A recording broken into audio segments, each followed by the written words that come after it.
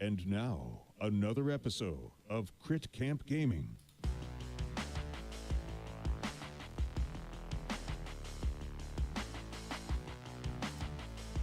Yo! What's going on, everybody? Good morning to everyone. That's right, it's solo time again for me. Chris is on the road for work, and so you just get me. Just me. Just me wrecking some kids on the Crucible, that's right. We are going to continue. We're going to continue the low SAS deck battles that I started last month. I think I did maybe one or two streams, maybe two, probably two streams of this. Whereas on my entire deck list of Keyforge stuff, I sorted by rank, SAS rank. Start at the very bottom. Oh, thank you so much for the resub, Sifu. He says, "Aw, yeah." You know what you get right now, Sifu? You get this. What? That's right. Because I'm on the new rig. Well, newish rig. Not the MacBook, I mean. I can spin this wheel. And of course, I get wrecked with a bean for the morning. So thank you so much, Sean. Let's get the old bean dispenser out right away. Oh, it gets really confusing when I stream solo because me and Chris log into both. We're both Crit Camp in chat. And Sean, here we go. This is a dead fish with strawberry banana smoothie. So good morning to you.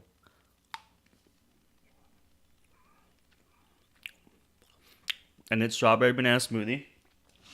Get wrecked. Don't try that again. Chris says Draco gets a bean. Sean says boo. I'm still going to wash that down with a little coffee. But anyway, good morning. Chris is in the Northeast right now. He's like riding a baggage carousel or something like that. All that good stuff. But yeah, we are going to be playing more Keyforge.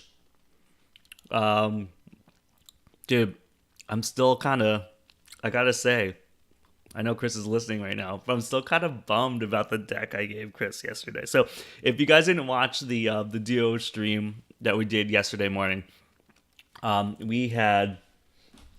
was the second part of our International Keyforge series, sealed series. We opened up some German decks that I got in Zurich.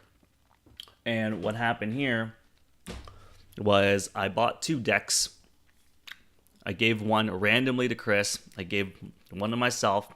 I thought I made the right choice. I chose poorly.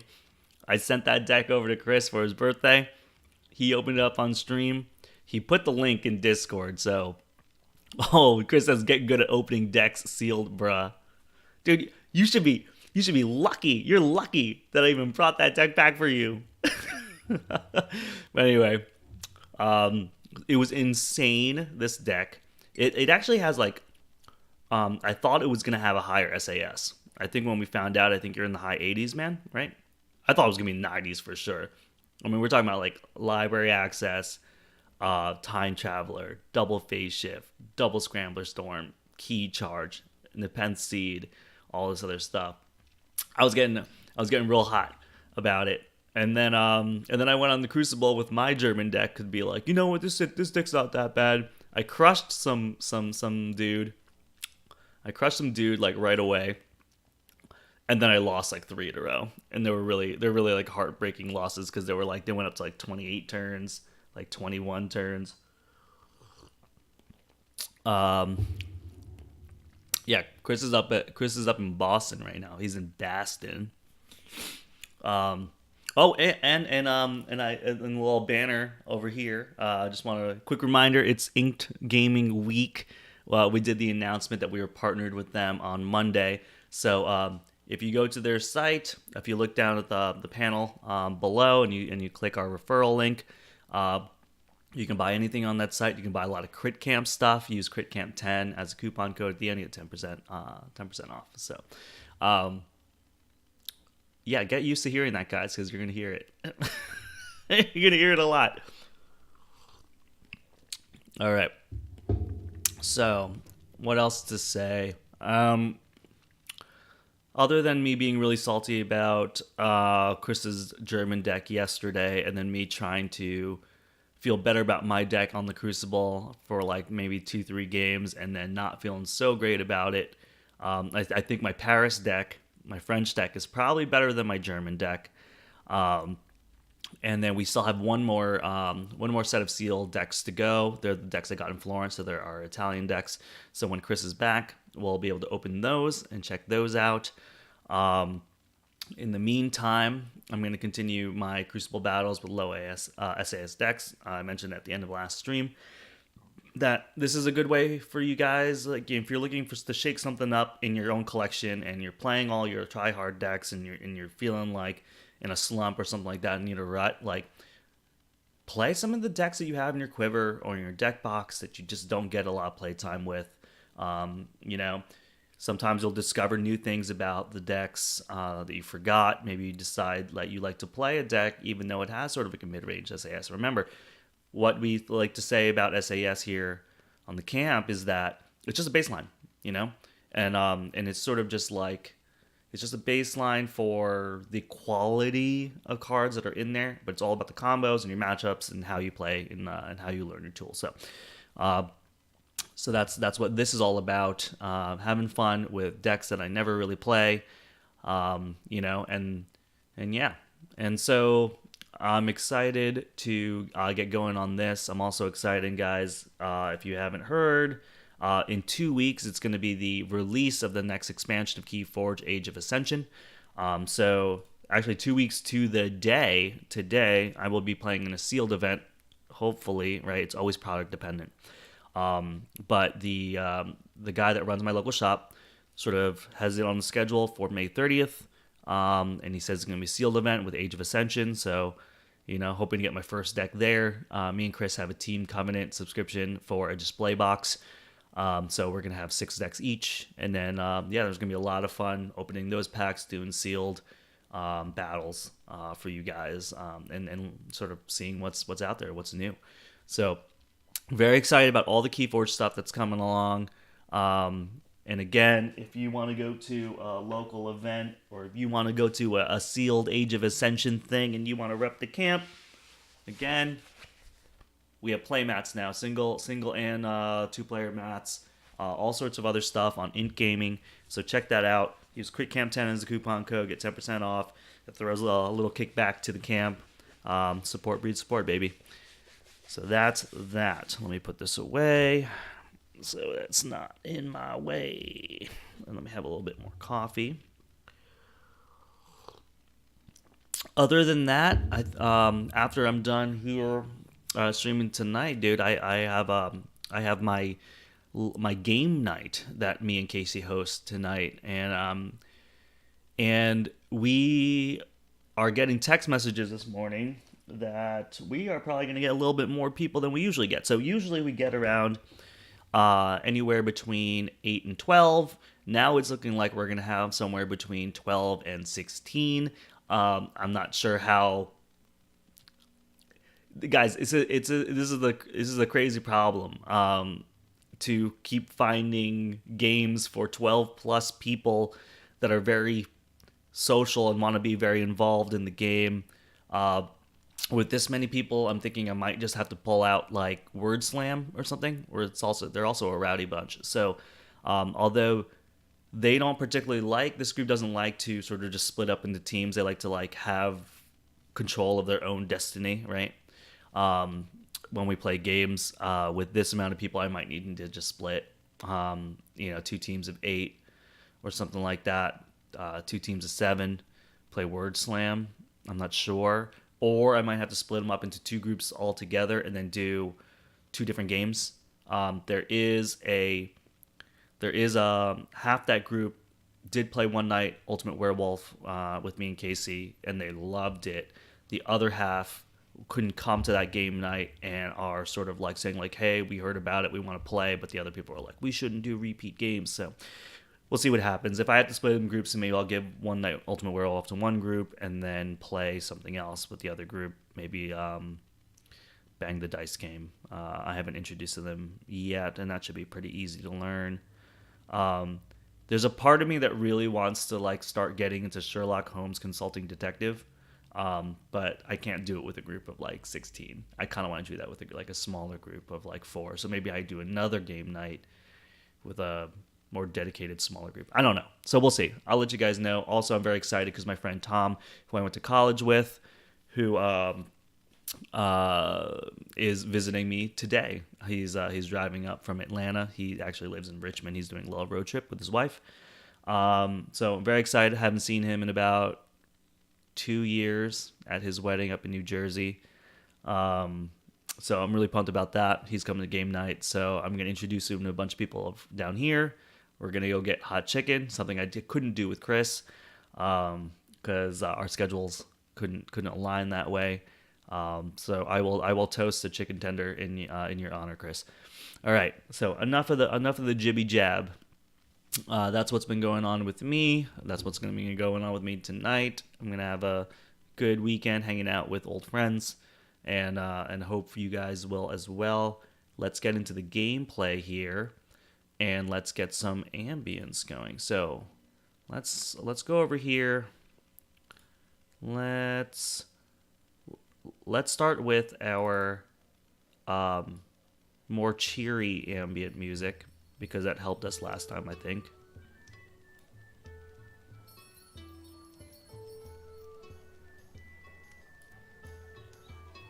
Okay, so you guys let me know if the background music's too low, if it's too loud. I can always adjust that for you guys. I'll put it down a little bit. It's actually a little bit loud. Okay. So, where did we leave off with our low SAS Crucible battles? So, we started here. This is my lowest SAS deck. This is Elder Hatchling Vega. This is the deck that me and Chris did a lot of science on. This is the deck that I bring to Reversal and do very well with. It has an SAS of 58 and an AERC score of 42. That's the lowest of any of my decks in both scores, right? So we actually won once.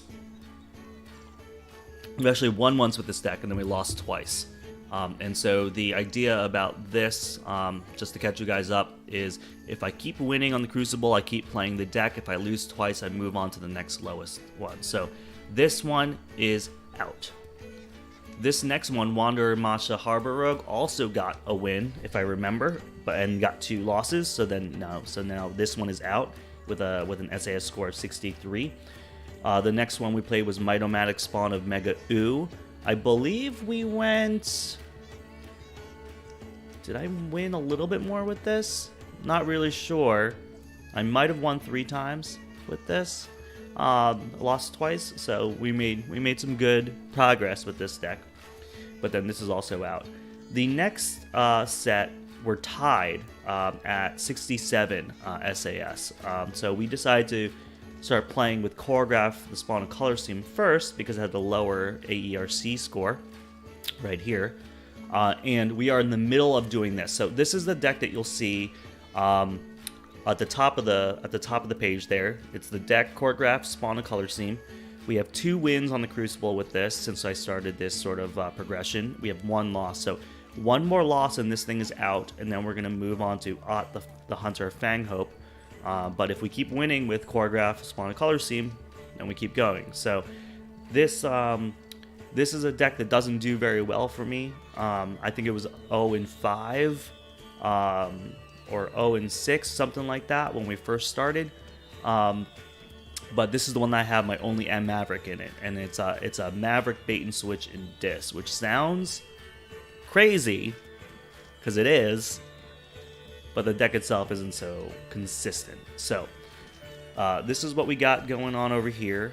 I'm gonna lower that ambient music just a hair, and so this is what we're gonna go for. Again, this is just this is the whole list here. Alright, so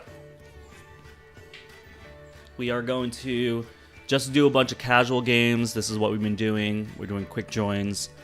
You know, hopefully I don't get Ken Folk Hero coming in here with his like 99 SAS or like 105 SAS decks and wrecking me, but because he has a tendency to do that. He snipes my battles. Okay, let's do a quick join, normal, casual. All right, we're gonna play Shin 88. We're gonna play Choreograph, the small color scheme.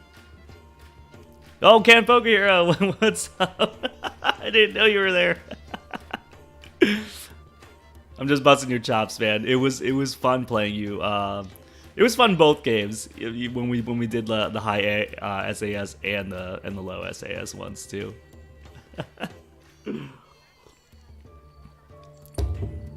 All right, we got Strange Gizmo, Last Broken Dreams, Sergeant Zakiel, Positron Bolts. This is actually not bad.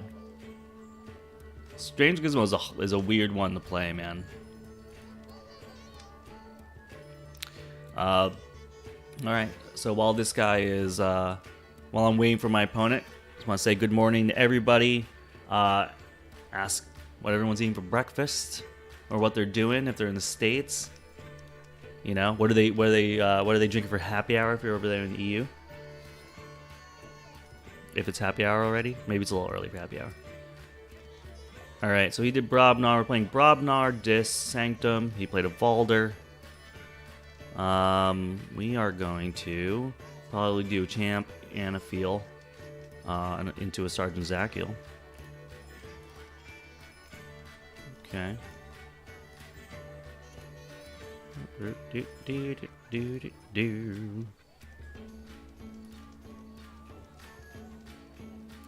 What up, Sean Box? How you doing?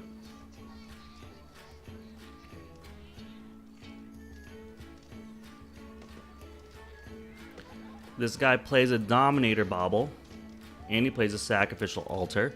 So Sac Altar is purge a friendly human creature from play if you do play a creature from your discard pile. I've only really played this.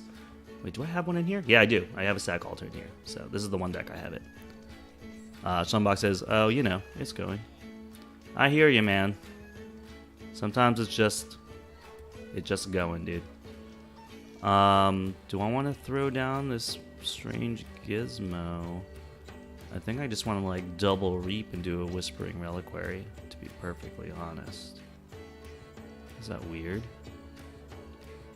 Virgin creature for play.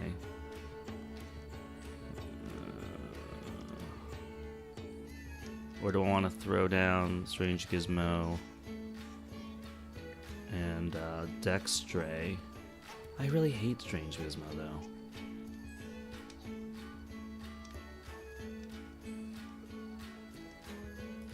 I mean, I like value this Reap. I don't know if this is the right move so early, because I'm not cycling my hand at all, but I feel really good about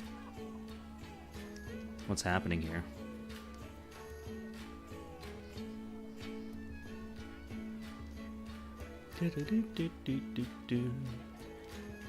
Yes, positive, happy Halfling Festival music. So music is brought to you by tabletopaudio.com. Like, you guys know that we like using them because it's we won't get hit with the old copyright stuff.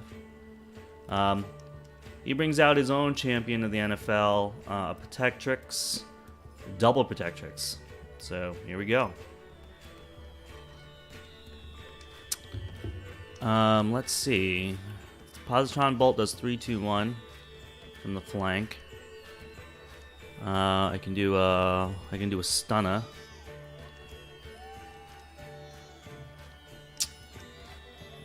Let's see. What do I want to do here, man?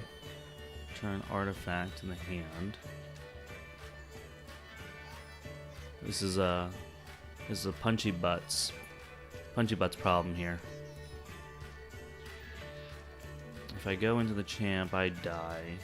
He only takes 5 damage. It'll take both my guys to kill him. Stupid doing damage while he has 2 Protectrixes out.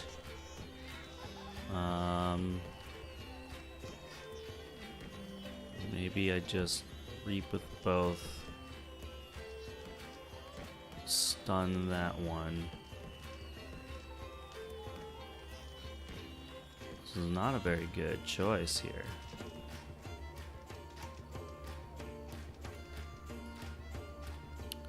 Let's reap. Let's reap. On the left. And let's stun you. And then let's use, and then let's get rid of that.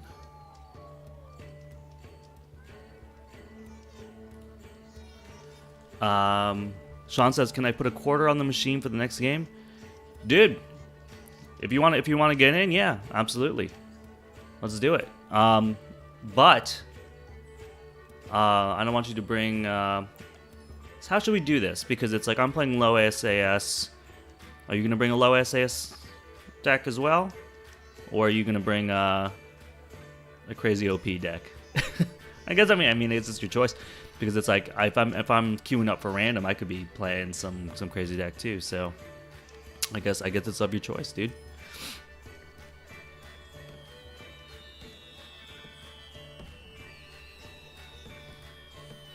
All right, what happened here? So he punched my champ, and then he used Smash. He played Smash, which stunned my Lady Maxina. Then he played Mighty Javelin Artifact, which is sacrifice Mighty Javelin, do 4 to a creature. He played Gengar Chieftain to let Smash fight Sergeant Zachiel. So he did a lot. He did a lot there. So I can do Positron Bolt 3, 2, 1. I can kill Smash. I'll play Dexter. I don't really like putting rocket boots on Lady Maxina. That seems a little odd. But it might be time just to force a strange Gizmo play. Let's do that. We're gonna do that. We're gonna put rocket boots.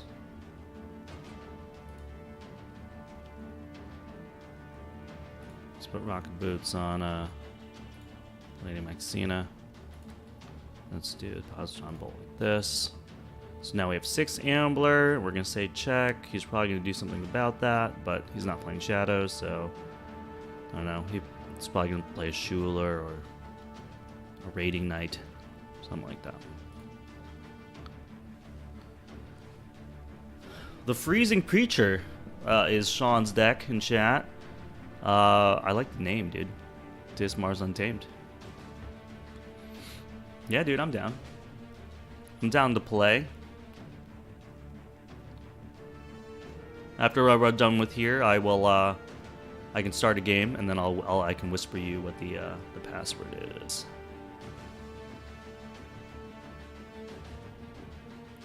All right, so Shin 88 is sort of choosing. Okay, chooses Sanctum. Exhausts the stun. On Protectrix, uses the champ to fight Dexter. Dexter goes to the top of my deck. Then use Cleansing Wave to heal 1 from all creatures. Gaining 3. Wow. Then, whoa. Okay.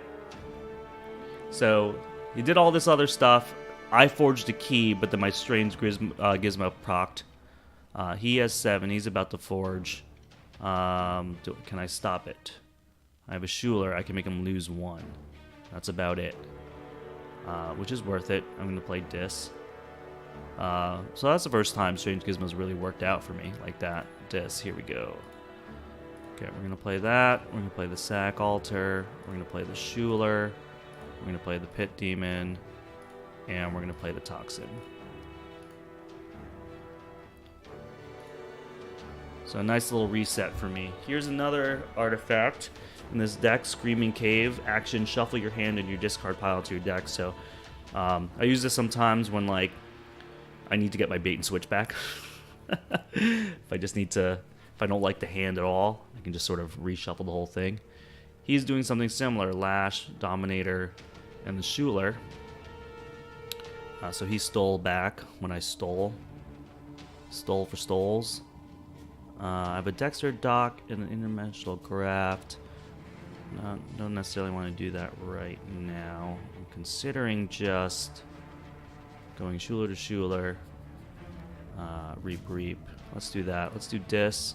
Let's make him... I'm going to reap here, make him lose a card. He's going to lose Pandemonium. Each unimaged creature captures one from an opponent. That's pretty good. I'm going to throw this guy into here. I'm going to action this guy, steal a thing, and then throw out the old Screaming Cave, baby. And why not? Make his keys cost 3 more. What up, Keyforge Jupiter? He says, I want to fight you, lol. That, yeah, dude. So aggressive. What's the rules for these challenges? Well, the next game goes to Sifu the Wu-Tang Monk. And if you don't know what this this series that I'm doing here, it's no, I'm kidding, dude. I know it's not aggressive. It just when somebody comes in, it's like, I want to fight you. It's just funny.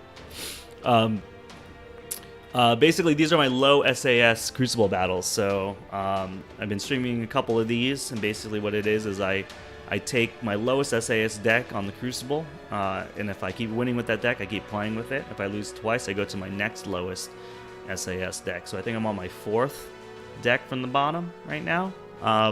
If you wanna game after Sifu the Wu-Tang Monk, then sure, I will start a game and I'll whisper you the password or whatever. You just have to find me. I'm Moscato.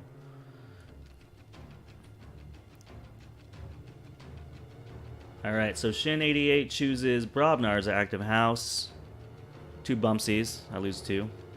That's annoying. He's being a little butt.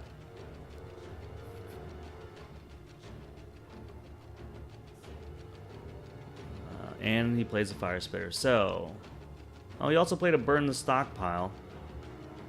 So I know he has that. Let's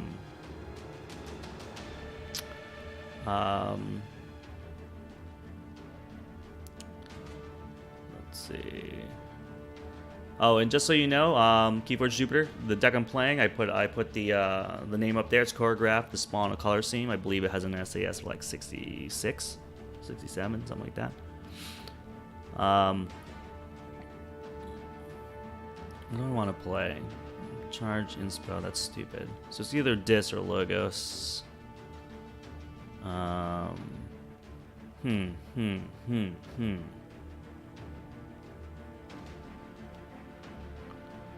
Sure, throw a link up. Dexter. What do I want to do here? It's getting very hairy here. I don't like it. Could also do this. Shuffle my hand. It's actually not bad. What's on my discard? Pretty good stuff. Let's play this, man. Let's be annoying. Alright, so got rid of Sequus.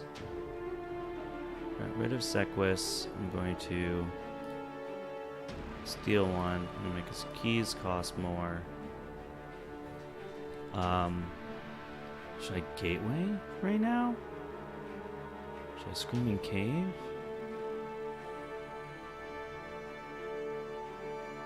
Should I bait him into a Gateway? This is the slowest play ever, guys. I'm so sorry.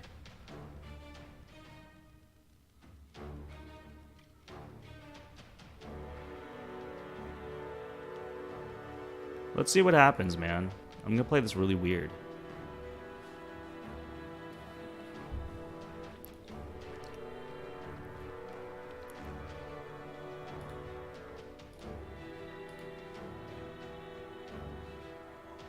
Alright, what's Shin88 gonna do? What else is it gonna choose?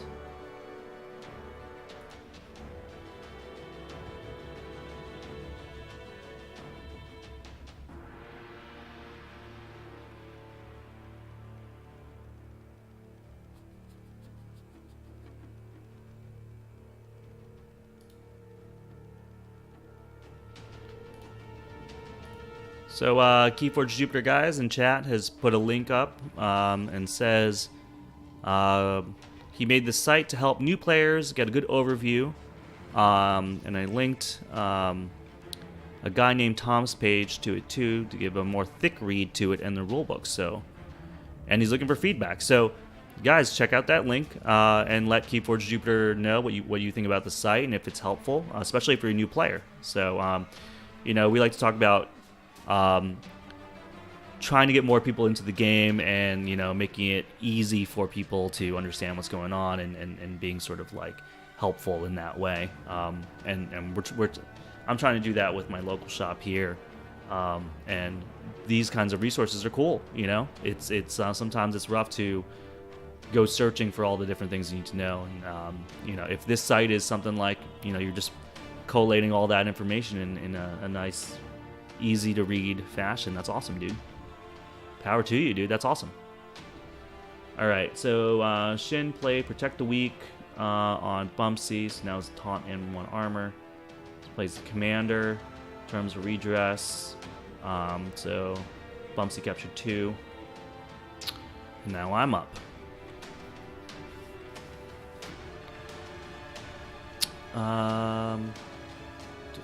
Do I just want to gateway this? Maybe I'll just like reap, gateway, and then shuffle my hand. It's not bad. So I'm slow playing the crap out of this game. Let's do that. Let's make your keys cost 3 more. Let's play gateway to dis. I gave myself 3 chains. And let us shuffle everything and refresh our hand. Let's see what we get. We have chains, so we only draw up to 5, but we got the Dexter and the International Craft and the Gateway to Disc back, plus an Effervescent Principle and the Gormor Worm. So, not the greatest hand to come back on a Gateway of Disc with, but luckily we have the Screaming Cave. We can always cycle our hand again. Thanks for the kind words, Keyforge Jupiter. Yeah, we love this game, dude. Love it so much. It's been a while since I've been like sort of like really obsessed with a game like this. Like maybe like 2014 Hearthstone.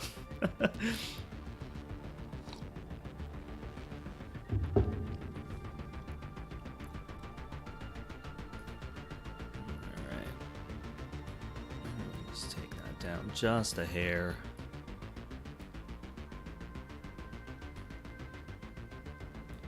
Music's getting a little loud for me. Okay.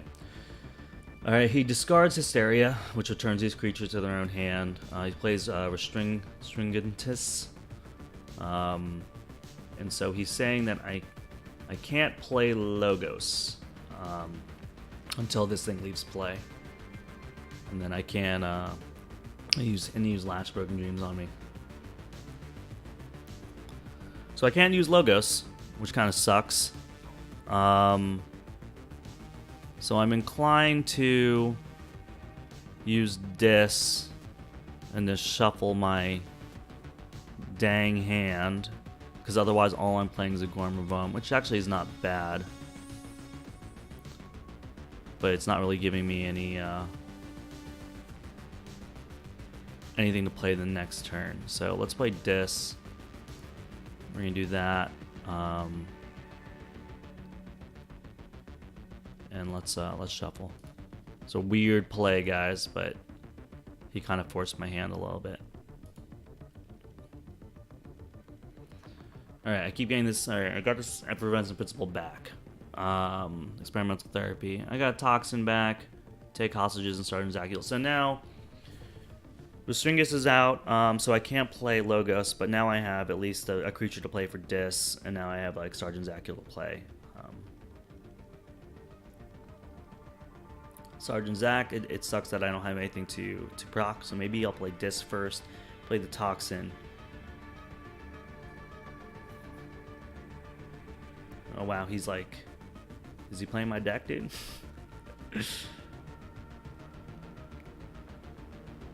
Alright, Hollow Blaster plays Begone, which is what? Choose 1, destroy each disc creature, gain 1. He decided to gain 1.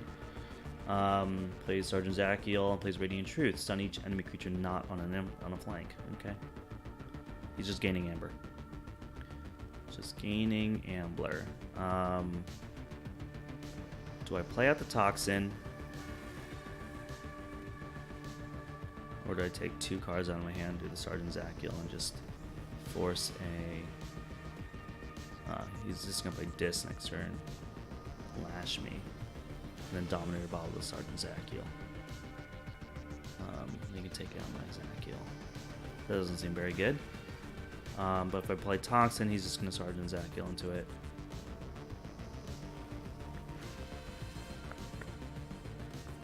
It's probably better to get more cards out of my hand right now. Let's just do that. Let's get to 6 and say check.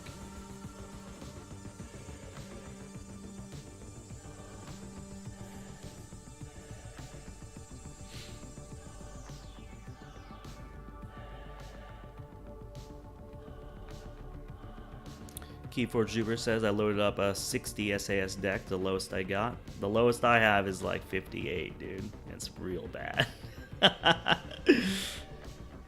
Alright, plays Library of the Damned. So you can archive a card, Charette to capture 3. And then plays Succubus.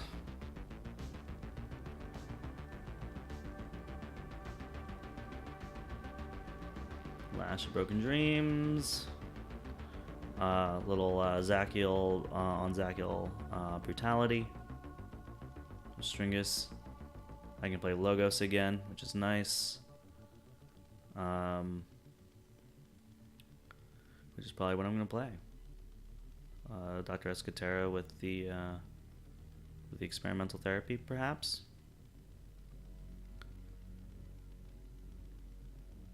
He's got a lot of crappy artifacts.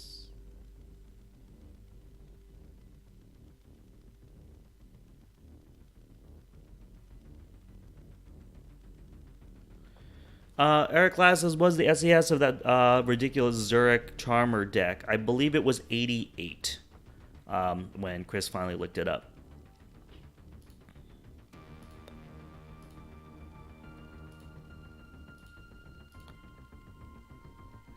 What up, Zeshin? Better late than never. Morning, he says. Good morning to you.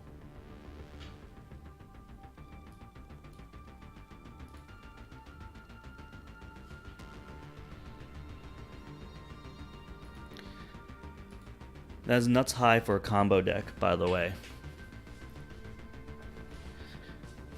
I mean, the thing is, when I saw that deck, I mean, I thought that was gonna be like in the high. I thought that was gonna be like in the mid 90s or mid to high 90s, just by like the quality of the cards in there, because the synergy is just ridiculous. But,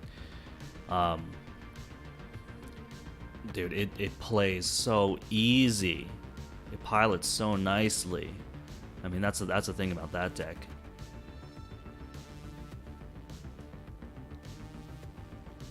Yeah, yeah. Keyboard Jupiter saying, yeah, the metrics don't find the combos. Yeah, the storms are nuts. It's double phase shift as well, dude. It's crazy. But the fact that like he can like, you know, double, he can phase shift into a key charge after the combo is nuts, because it's like he plays Scrambler Storm and then he key charges, so he has no amber at the end of his turn, and then even if you have steel mechanic action cards, they don't even mean anything because he has 0 amber. Or if he doesn't key charge, you can't use those cards anyway, and then he forges the next turn. So like, it's insanity. All right, what happened here? Loot the bodies. He plays Crump, angers Crump. Crump fought Dr. Escatera, so he gained an amber, and I lost 1. And then he uses Ganger Chieftain. Okay. So now he has 5. This is looking bad, guys. I can Toxin, Succubus, Lash. I do have the Effervescent Principle, so I probably shouldn't shuffle my hand. I mean, I gotta do what I gotta do. Let's do that. Purge a friendly creature from play. Dexter would be really great for that. Alright, I have an Effervescent Principle, so I kind of don't want to cycle my hand too much. Positron Bolt is great too. Although it's not enough. I can kill the Crump on the outside, can't kill the Succubus.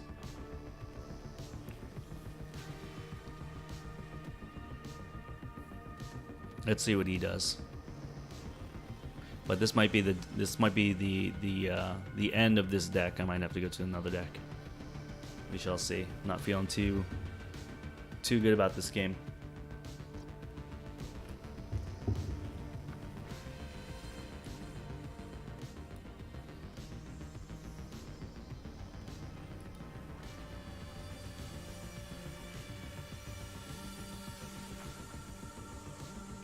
Let me see if I can, I believe I'm following Chris's deck. Where do you see the decks that you are following?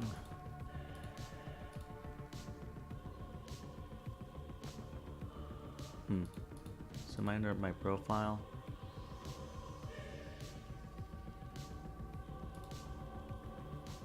Yeah. This was Chris's deck from yesterday.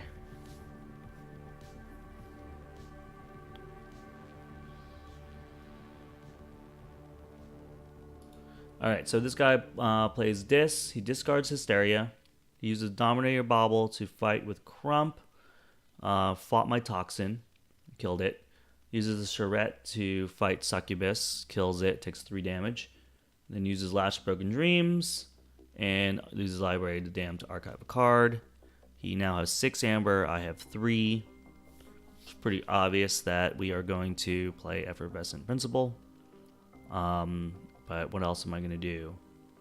3, 2, 1. That's actually perfect. I'm going to Positron Bolt, kill all 3 of these guys. And I'm going to get 3 Amber. Okay. I'm going to get 4 Amber. So I'm going to lose 1, gain 4. That's perfect. Let's do that. Let's do that. And then let's actually discard this Rocket Boots so that we can cycle. And get a bunch of crap. The Gorman Bombs are actually pretty great. I can get rid of his Lash and his Dominator. Probably the ones that are most annoying.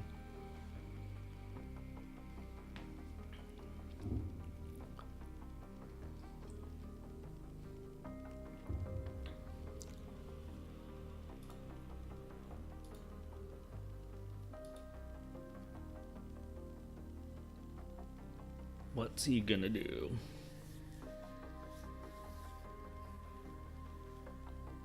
He's gonna play Sanctum. So what's he gonna do? Capture some stuff? Could be Doorstep to Heaven. Sequus has a Reap capture. So it doesn't seem like he has a Raiding Knight. Oh, okay. I forged, dude. You know what? Actually, I didn't give you guys crits for the forge last time, so here's 10 crits for the 2 keys I forged. What a crappy play to play like 3 artifacts right now, but I think that's the play. That's really slow, but it's okay because I just forged. I can sort of...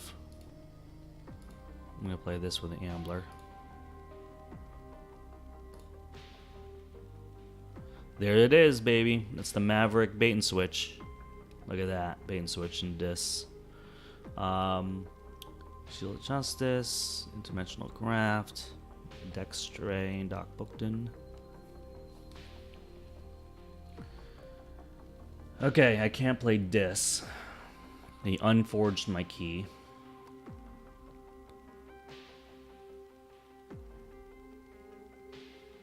This is annoying. He's gonna play, yep, Lash of Broken Dreams on me, so I can't forge that back.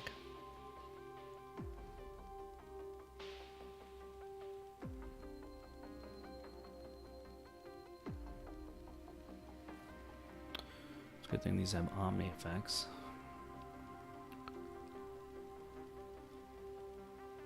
So I have 6, but that costs 9. I think it's Doc, Book, and Dexter, and then I destroy those 2 artifacts. Doc, Bookton, Dextray. Get rid of that. Get rid of that. Interdimensional graft. Point forges key on next turn. Let's give you the remaining. Okay, let's hold on to that.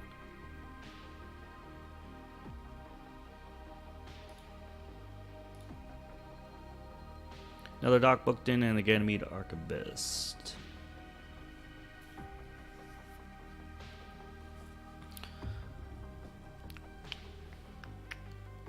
Yeah, this is the problem I have with this deck. There's a lot of like situational stuff. Ends up clogging your hand. Ganger Chieftain fought Dexter. Dexter goes to the top of my deck. He plays a Volder. He plays a Bumpsy. I lost 1. He plays another Bumpsy and I lost 1. He plays a Fire Spitter. This seems very familiar. Alright, the Restringus is out still. I can't play Dis. What am I gonna do? I guess Doc booked in Ganymede. Re-put that. Do these have Omnis? No, I can't use that. Sanctum was stupid. I guess that's what it is. Alright, let's reap. Alright, we knew that was a deck stray. Let's do that. Let's do that. Let's do that.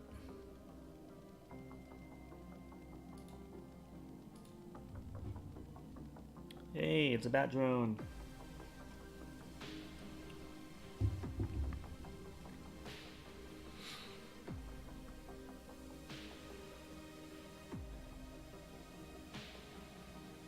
When am I gonna get my gateway back? This is getting a little crazy. We're both getting low though. Nothing's worse than playing gateway to disc right before a person reshuffles their discard into their draw pile again. Volder takes care of one of my Doc Booktons. Bumpsy fights a Doc Bookton. At least I took it down too. Ganger Chieftain. When it's a Ganymede. Fire Spitter went to Dexter. He reaps with that guy. Dexter goes to the top of my deck.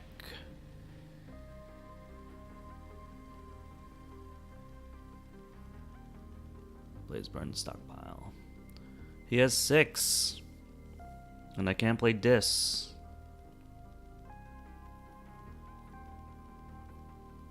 I have nothing to inspo.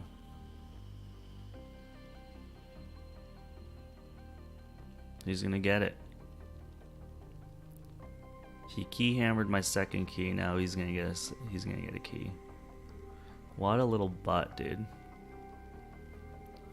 What a little butt right now. It's gotta be Logos. I got nothing to do for Sanctum. Spell out the bat drone. Let's just play the International Graph, dude. Let's just get to 6.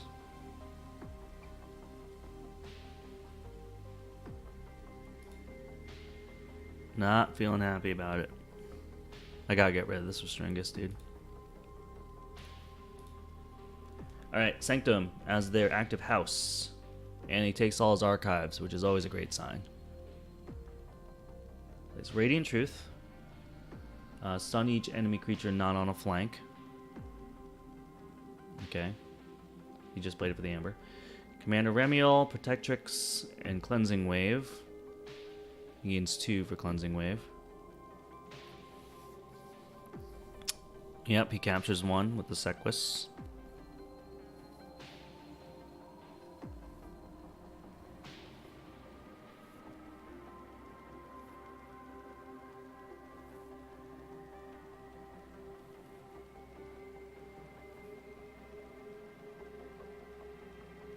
I have to play Sanctum and just dump a hand.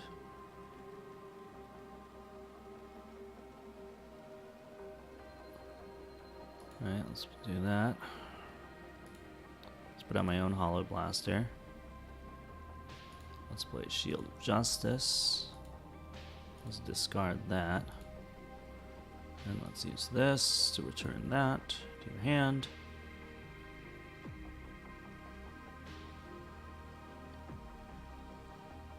Come on, baby. Where's the gateway? Charette into Schuler, which is great. If I could actually play this. Oh.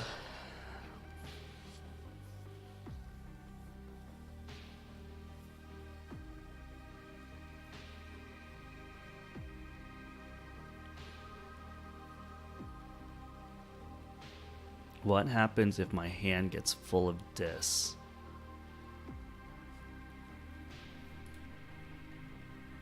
And I can't get rid of the Stringus. So I have Lady Maxina, Champ. It's like, how can I keep something on the board? I need direct damage. I'm gonna need my Positron Bolt back. It's the only thing I have that can just take care of it. What an annoying little butt. Oh, he has 7. I think that's it. Because I can't play Dis.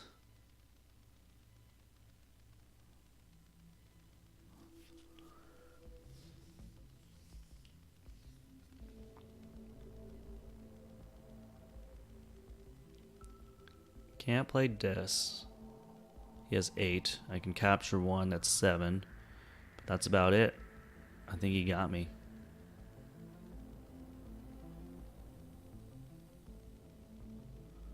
Think he got me, dude. What? An annoying little butt. Restringus for the win, dude. That's it. GG's.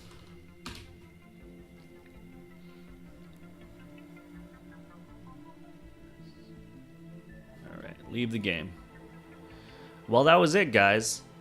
Choreograph spawned a color seam, has lost twice, so now it's Gown.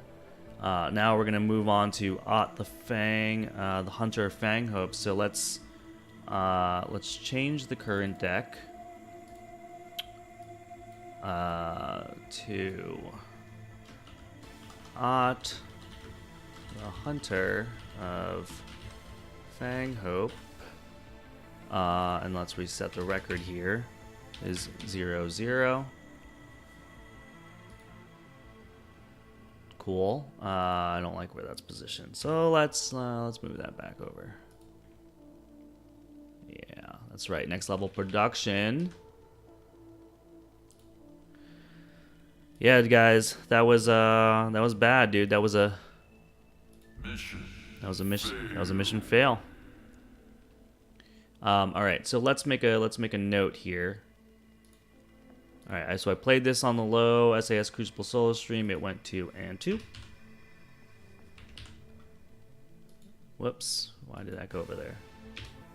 Went 2 and 2. Let's save that. Okay. We are gonna go back to my decks. We're gonna go to, where is it? The Hunter Fang Hope. This is actually the very first deck I ever got. I got this at TwitchCon last year in October, pre-release.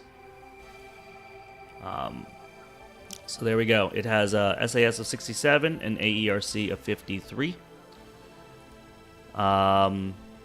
Eric Glass says, new to Keyforge and Crucible, can you only play decks you've purchased physically? In Tabletop Sim, can you easily import any deck out there? So basically how in the Crucible, I've only imported decks that I own. But basically what happens is when you're on the Keyforge site like this, you basically take the URL of the deck list after you've registered it, or you can take the URL of any deck that's registered from anybody. And in Tabletop Sim, there's a little input box there where all you have to do is copy and paste the URL, and then it'll auto build the deck in Tabletop Sim.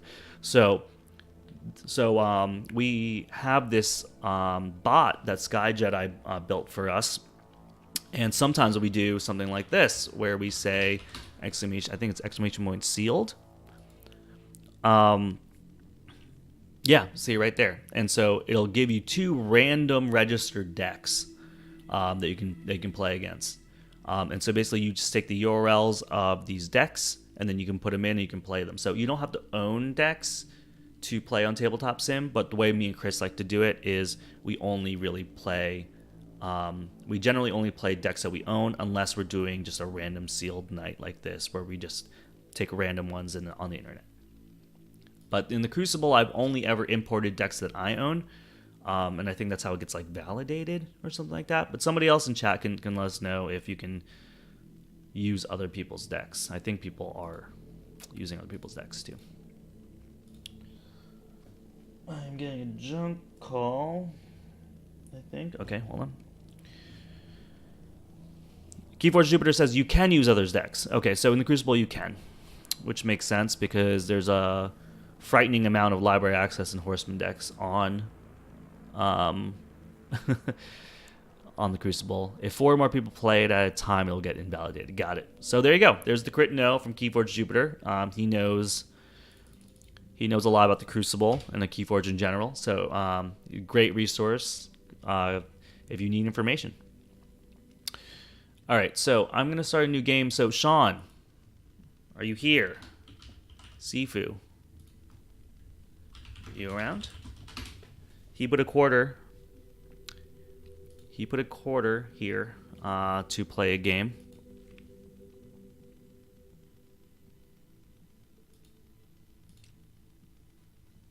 Let's see if he gets back to me here. This will be the first time I play on Crucible. Dude, well, you know, everybody has to break the ice at some point. So let's play a new game. Moscato's game, allow spectators. Normal, casual.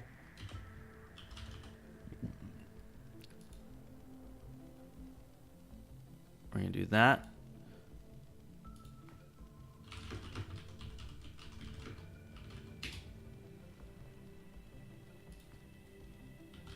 I believe in you, Sean.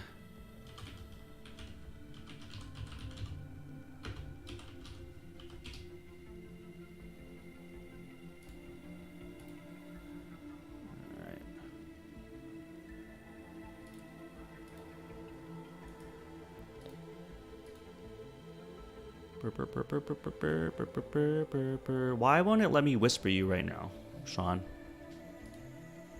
This is weird.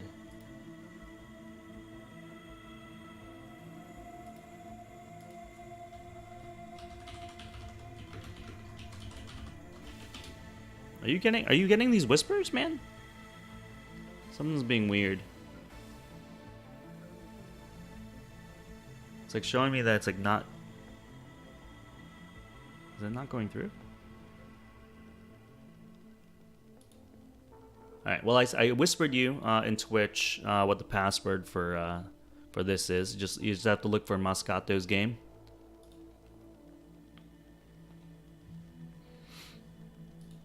I'm gonna select my deck.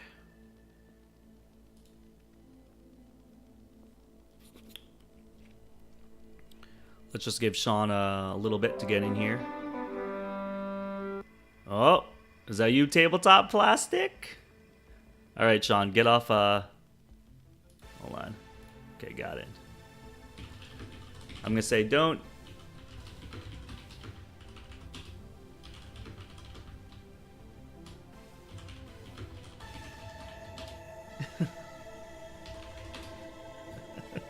All right, I told him not to stream snipe me.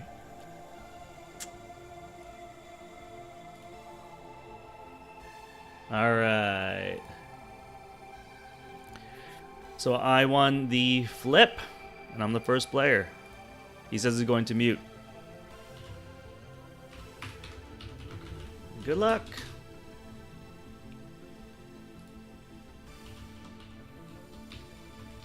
Good luck, man. Okay. All right, so, now we have to remember how to play this deck. Let's say we have a Tremor, we have the Way of the Wolf, we have a Snufflegator, Gorm of Ohm, Curiosity, Coward's End, Ancient Bear. Oh man, I forgot this deck, dude. I haven't played this since like last year. Do I want to keep this? Destroy Scientist. That's kind of crazy. He is playing Mars. That's awesome. Let's keep because we got some good Untamed happening here.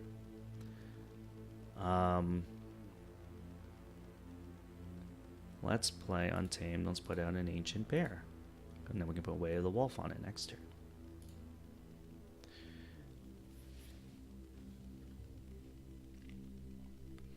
Keyforge always lets people snipe them.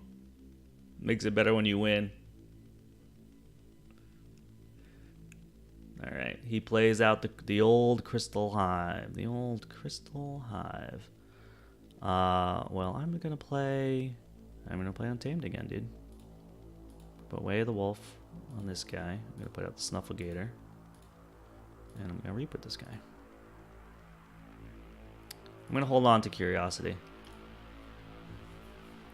He's got Mars. Alright, so this is like the second deck now in a row they've played that has double Gorm of Ohm. But a Bulwark, though. Bulwark is nice.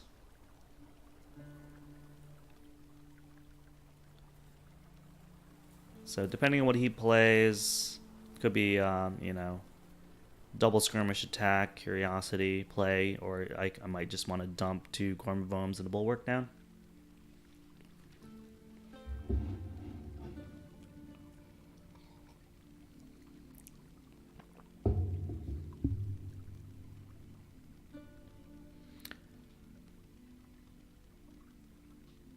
And this is, and Sean said this is the first time he's playing on the Crucible, so I know that the first time I played on the Crucible, I was like so confused about the UI. I mean, it's pretty straightforward, but it's sort of just like the fact that you are like clicking text boxes for confirmations on like every move that you make. It gets a little bit, you have to get used to it, right? The problem is when you do get used to it, sometimes you miss when opponents play things like Fogify and stuff like that, then you end up hitting the discard button or something like that. Or all right, let's see. He plays Pit Demon and a Dominator Bauble. I mean, this is a perfect time for me to just go boom right in his face. I mean, that's just too good to pass up, right?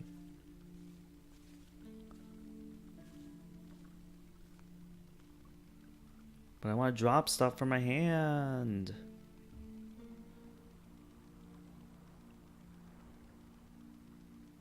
No, I want to cycle. Let's put stuff out.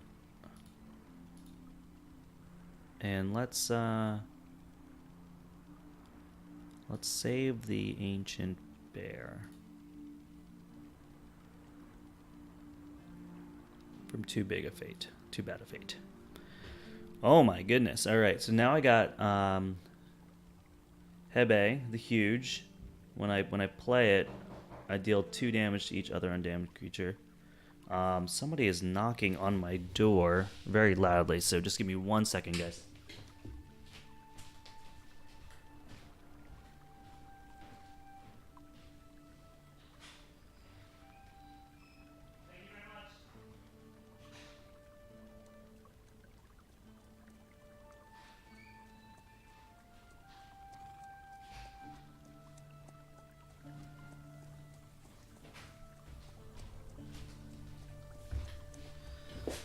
Alright, sorry about that, guys. Ooh. Sean plays Dis. He plays Hand of Dis to destroy my Ancient Bear with the Way of the Wolf on it. Alright, cool. So, I got a package. Let me just, I gotta text my wife because it's a work-related thing.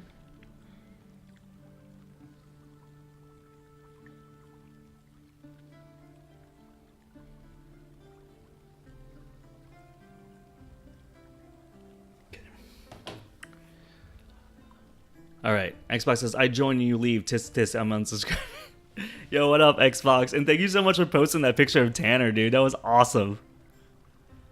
Like, I really get a kick out of how much he loves wearing the shirt, man. It makes me feel really good. All right. So he played Hanadis. He reaps with the Pit Demon. What are we gonna do now? I think it's gonna be. I can do Hebe, right? Then I can, I guess, anger him. Nature's Call, return up to 3 creatures to their owner's hands. That can be a butt. I can get rid of 2 cards here. I can get rid of cards there. I can just attack him directly. Let's just get Bobnar out here. Well, this play effect is just so good. Let's just do it. I'm gonna do that. I'm gonna anger him. Go into him. There's nothing to tremor. There's nothing to. I don't want to do that. Don't want to do that. Don't want to do that. Enter. Commander Remiel on the Bulwark. Nice. I forgot I don't have 2 Bulwarks. This is awesome. Canfolk here says, I like fighting streamers because they normally know the game better. I just leave the stream during the game so I don't see what they have. Yeah. Totally, dude. And Xbox says, he was playing with some bird yesterday, so I have a great pick for the next time you guys do Wingspan. I'm actually considering maybe doing that if Chris isn't around Monday night and I stream solo. I might do Wingspan solo. But we'll see. Keyforge Jupiter says, and we love to fight, lol. Alright. What do I want to do? He plays a Mother Gun and just passes. So I'm going to play Sanctime. I'm going to put a Bulwark out over here. Commander Remiel over there. And then I'm going to reap with this guy. And then I'm going to kill... I don't like this Mother Gun. Let's get rid of that. Crystal Hive or Dominator Bobble, which is more annoying.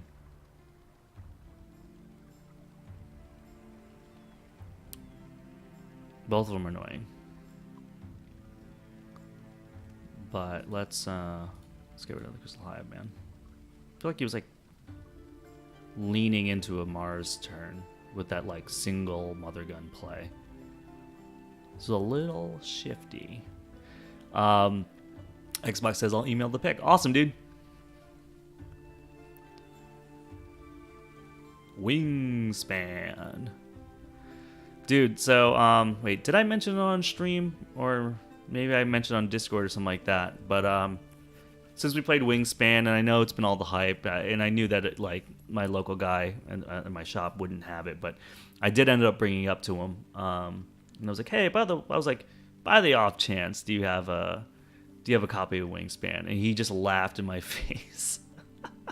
And he was like, listen, he goes, they've already like been through like 3 print runs. He said he initially put in an order for 6. And he only got 1 copy. And then everything else got back ordered. And then on the second print run, he was like, I would still like 5. Because I only got 1 of the 6 in the order. He got 0 and heard that Amazon got 800. And then on the third, and the same thing for like the 3rd print run, or maybe this is the 3rd print run, but he's not holding his breath that he's going to get anything. And so he's like, it's really annoying. He said the distribution, they don't care about the little guy. So Niffleape, Way of the Bear on Niffleape, and Witch of the Eye. Witch of the Eye's gotta die, dude. Witch of the Eye's gotta die. I got 2 Tremors in the Coward's End. This is like very interesting. He's not playing any scientists, man. I could be really annoying, but and just return these to his hand. I could stun them first. He unstuns them, then I return them to his hand. That'd be dirty. Or I could just kill them with bulwarks and stuff. Way of the Wolf. Yeah, let's just play Sanctum. I'm going to throw her on the left. I'm going to fight Witch of the Eye with that one. I'm gonna fight. Just fight with him, and then let's reap. All right. Ooh, Lomir Flame Fists. This is what happens when you play your deck blind again. You get surprised about all these things. If your opponent has 7 or more, they lose 2. That's great. What a very slow game, though, huh? I have a very control-y hand.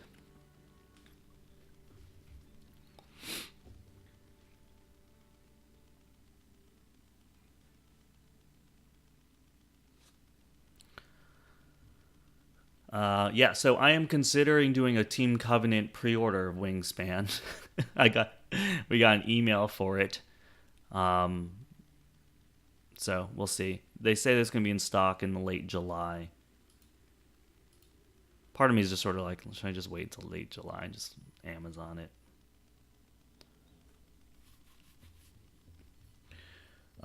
He plays Dominator Bobble. He plays Hand of Dis. He destroys the Bulwark, of course. He plays Fear. He's going to fear something.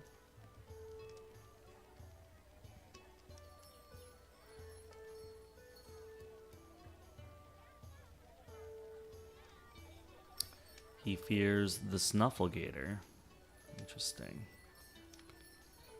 Interesting. Return up to 3 creatures in the owner's hands.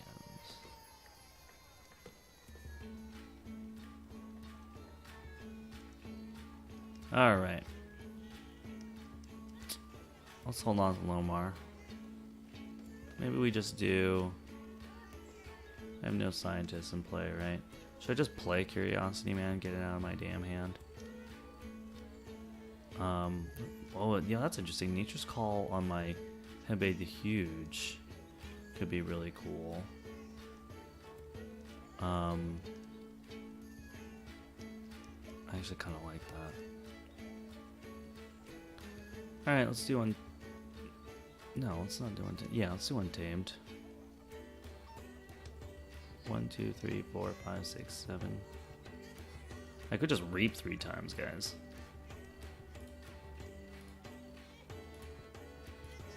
Let's do that.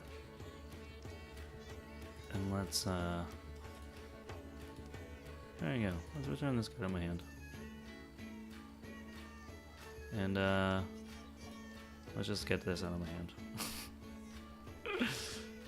Okay. So we held on to the Curiosity for a really long time. We thought we were going to get an OP play.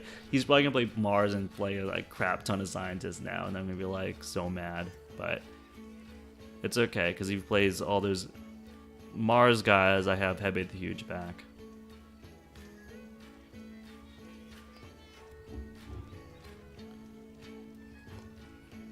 What is this? War Song.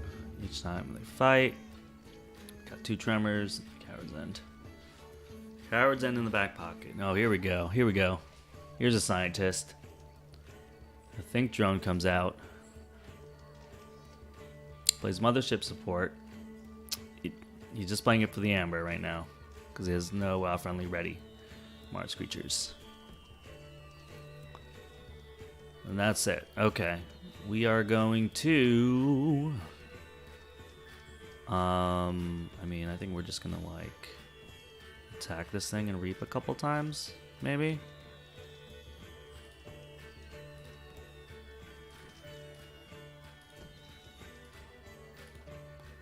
And then we can reap with this guy. Good job, Remiel.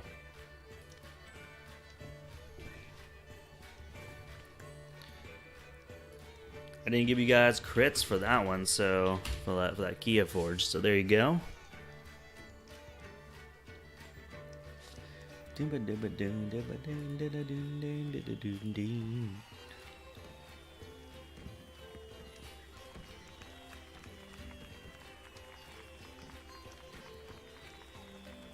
Oh, Guilty Hearts. This 1 amber he gains. Destroy each creature with any amber on it. I very rarely see this card. That's actually kind of cool, and that's kind of really good against Sanctum too. It's just playing. Oh, the gateway, dude. He did it. He gets 3 chains though. DJ 3 chains. I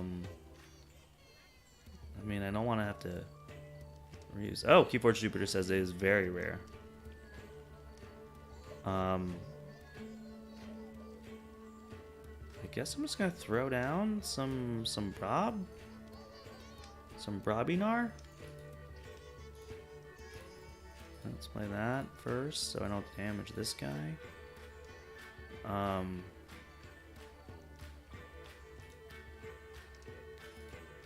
Probably should just have cycled a bunch of these things out. Oh, I have a Sound in the Horns. Discard cards from the top of your deck until you either discard a Brobnar creature or you run out of cards. If you discard a Brobnar creature this way, put it in your hand. Okay. Ah, Grasping Vines. It is very rare, as in never see it played, Keeper Shooter says. He plays Untamed. He plays Troop Call. Return each friendly Niffle creature from your discard pile and from play to your hand. Gets that Niffle from before. Plays Vigor for the Amber.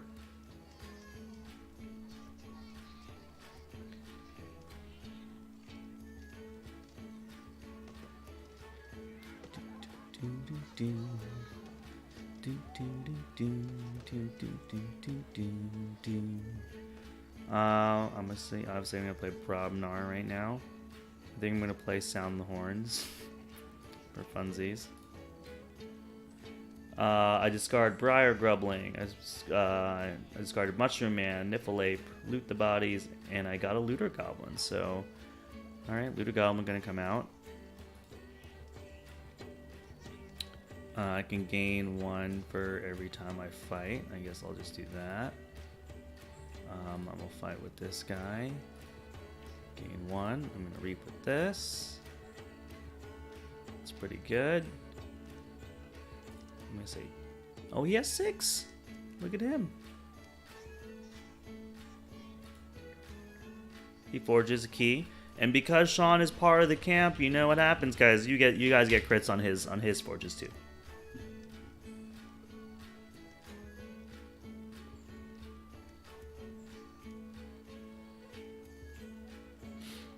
I love Looter Goblin, man. So when you reap with this guy, for the remainder of the return, gain 1 amber each time an enemy creature is destroyed. So yeah, that's pretty good.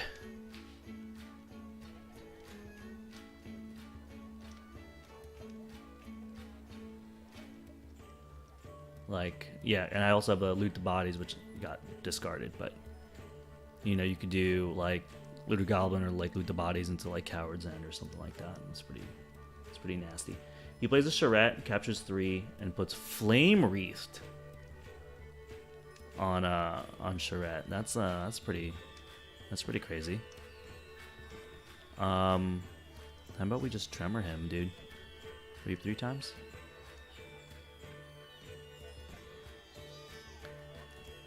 Is that really funny?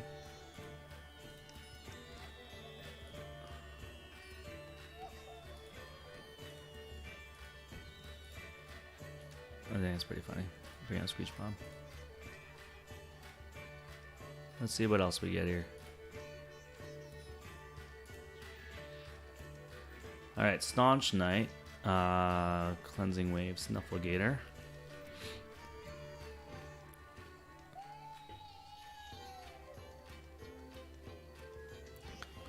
I didn't even check my overlay here. You guys can see everything, right? Yeah, okay, good. Does Nature's Call, return up to 3 creatures to their hands. He's probably, there he goes, 1, 2, 3. All of mine.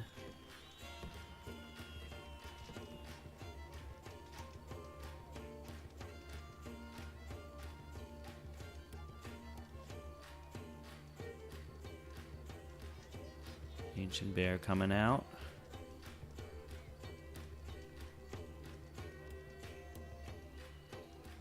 Just making some plays, baby. Alright, I guess I'll just cowards on this thing.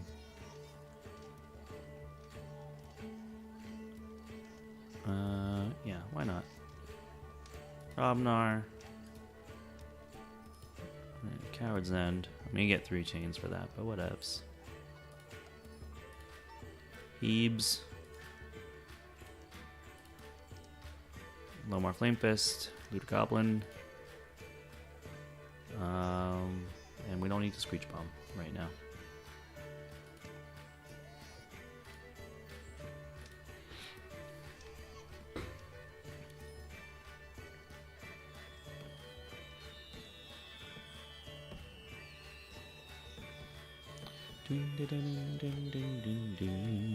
Ah!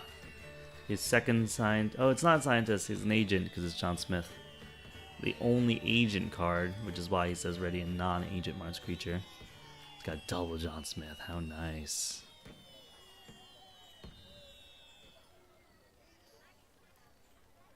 Yep. Y'all gonna get stunned, boys.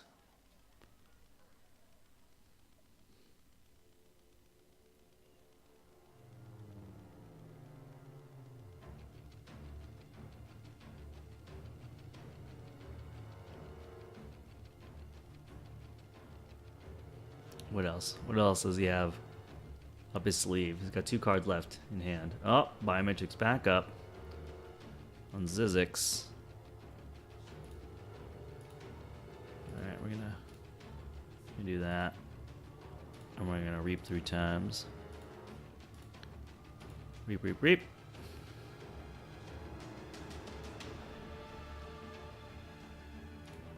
Unturn. Still, alright, one more chain. One more chain dropped.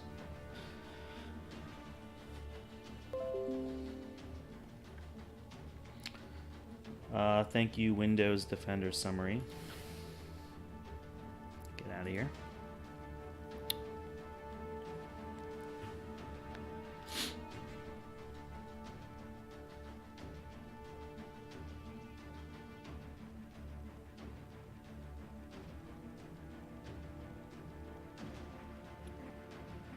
Can he stop me? Can he stop the Forge? Can he stop the Signal? Is he gonna hack the Gibson right now?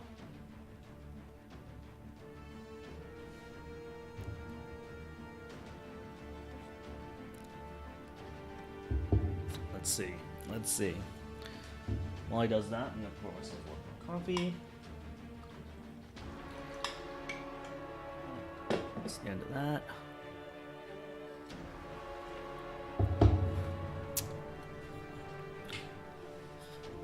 Ooh.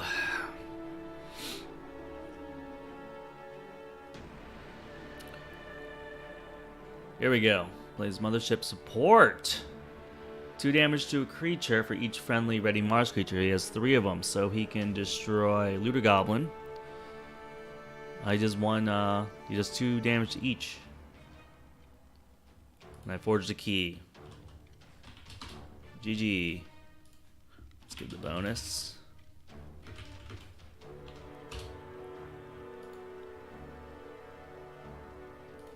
He says unmute. It wasn't too brutal, man. I didn't think so. Your deck, man. It's kind of crazy. If you got your...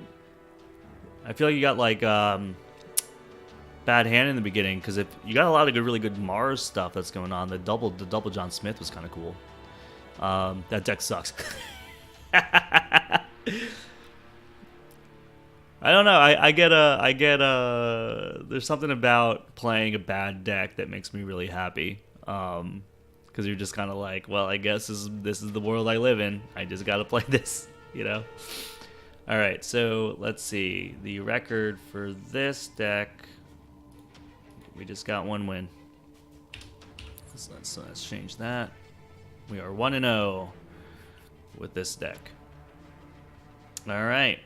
Next up, so Keyforge Jupiter. If you are still around and you want to play, he says anyway, GG. All right, Keyforge, here we go. I'm gonna play a new game. Just look for Moscato. I will whisper you the password.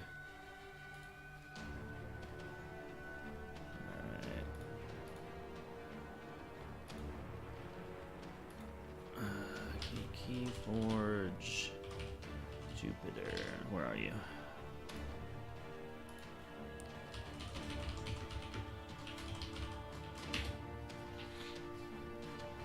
Okay, you've been whispered.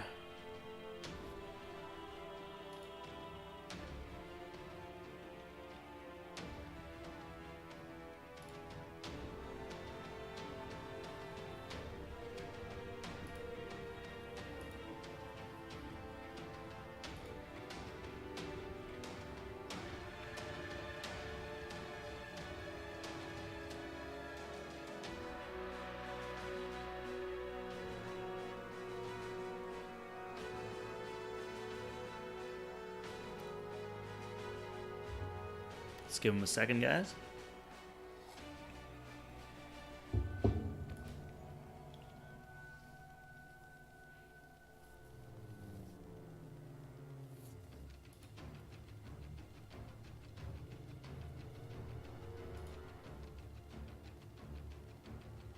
Let me know if you're not getting that whisper, dude.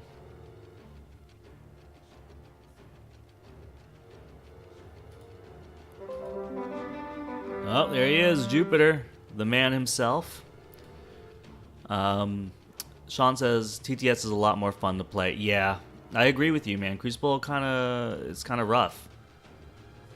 And Canton Folk Hero says so. Chris's new deck was only 87. Yeah, see, and this is more proof that SAS doesn't mean everything. That's exactly true. So, yeah, what Keyforge Jupiter was saying in chat earlier was that 87 is actually a really high SAS for a very combo-y deck.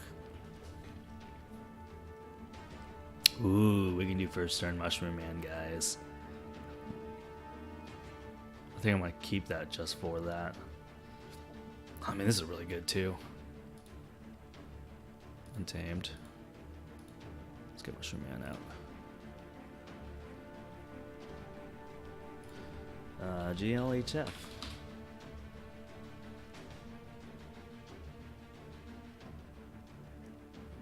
Oh, he's going Amber Gen here. Ken says that's true. Combo decks aren't always apparent based on card power. Yep. Wow, dude, we are coming out swinging right now. Hollywood swinging. Okay.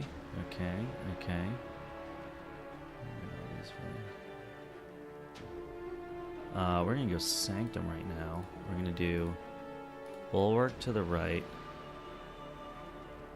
We're gonna do this guy over there. We're gonna do Sergeant Zachiel to the left.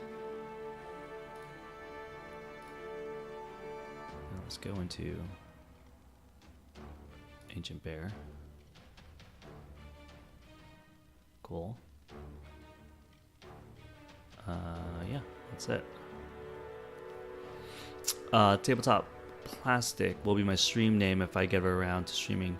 I do like that name, dude. When you popped up and it was like Tabletop Plastic, I was like, that's awesome.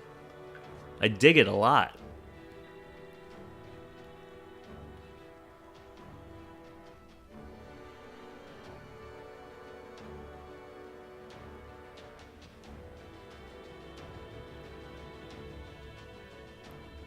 I think, Sean, I actually think if you stream painting, dude, I think people would watch. I think a bunch of people would watch you paint for sure. You know, put some like good music in the background, just sort of paint. You know, I don't know if even if you didn't want to like describe what you're doing, although I think that would be really awesome too, to like talk to people and like, you know, your technique, like talk about your techniques and like what you learn and all that stuff. But even if it was just music in the background, a muted mic, and you painting, I think that would probably be really relaxing to a lot of people. All right, what do you do? Scramble Storm, so I can't play action cards. Dr. Escatera. Then he reversed time, dude. Dude, he reversed that time right now. I think it's gonna be Sanctum. Let's play the champ over here. We're going to reap to use an. Alright, we're gonna reap with this guy. Use this guy. And we're gonna fight with this guy. We're gonna take out that guy. We're going to 1, 2, 3, 4. Should I just reap with these guys?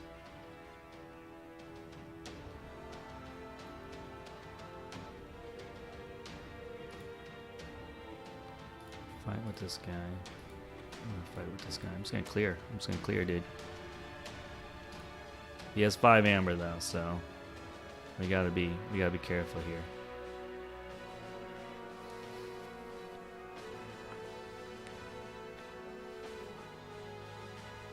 Here we go, full moon. Troop call. Gets the Niffle out. Plays Ancient Bear.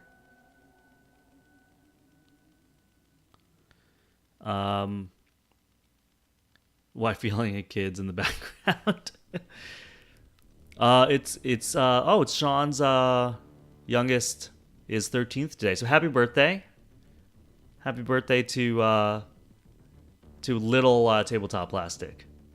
They're currently watching Detective Pikachu. That's awesome, dude. You know, I'm gonna admit I never watched Pokemon. I don't know. I just was never my thing.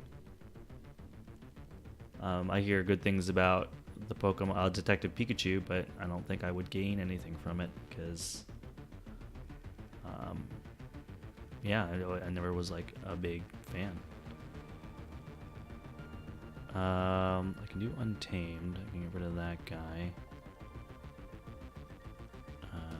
Nature's Call. It's got 8. What am I gonna do about his 8? I can't do anything about his 8.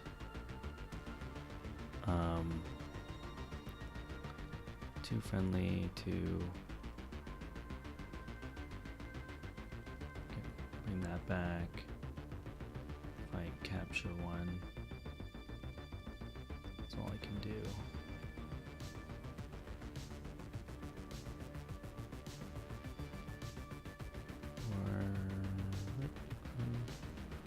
Alright, let's do Untamed. Okay, let's do that. The Niffle.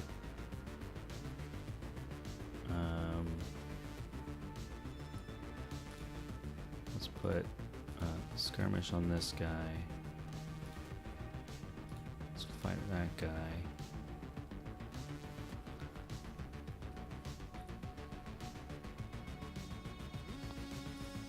And then let's just do this. And then we'll be done with it, dude.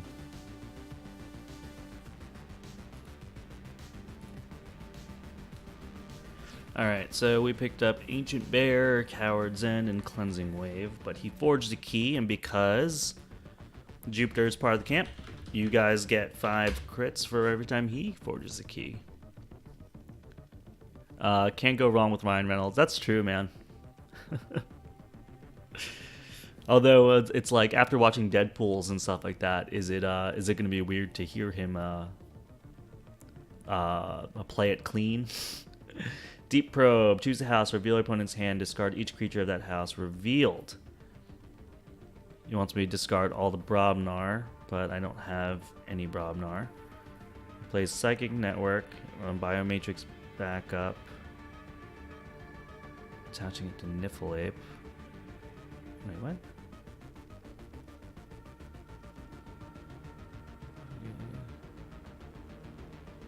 Ammonia Clouds. Oh, okay. Ammonia Clouds. Use Niffle to archive Niffle.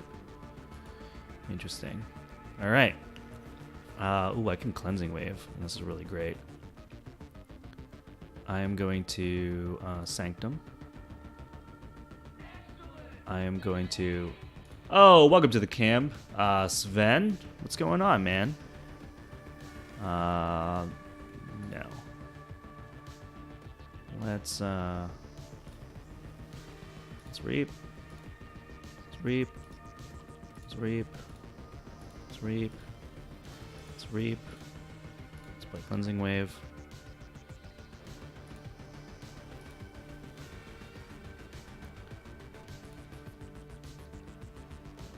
Yeah, welcome to the best camp on Twitch, Sven. Glad you're here. Glad for the follow, dude.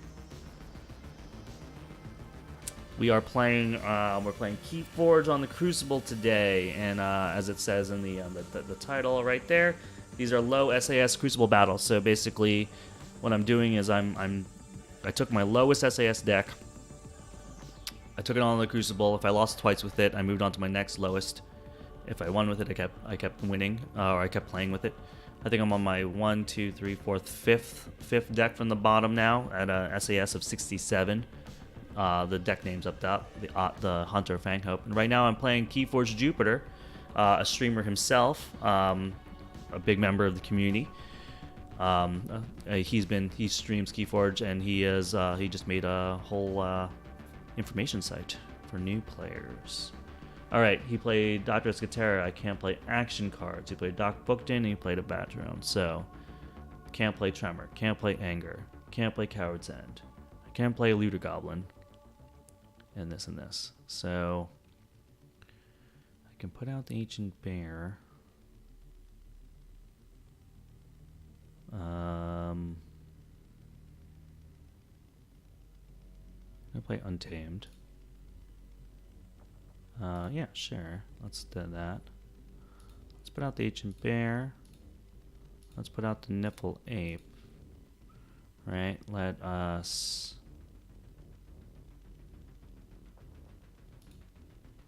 fight Doc Bookton with the Skirmish. And let's play Lost in the Woods. Oh, I just discarded Lost in the Woods. My bad. Let's just get that out of there. Turn.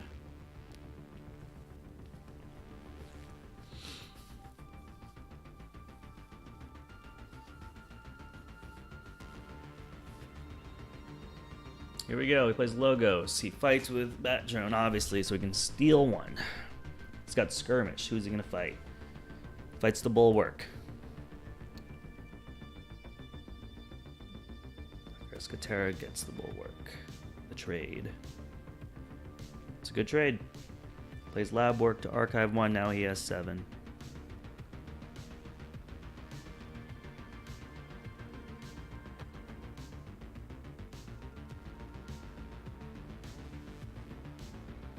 Elusive.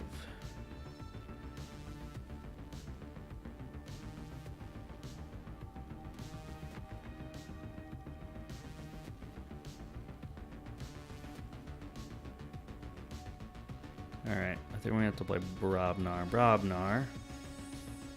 We're gonna play Loot the Bodies. We're gonna play Looter Goblin. We are going to we're gonna anger this guy. He's gonna go into that guy. We're gonna gain 1 for that.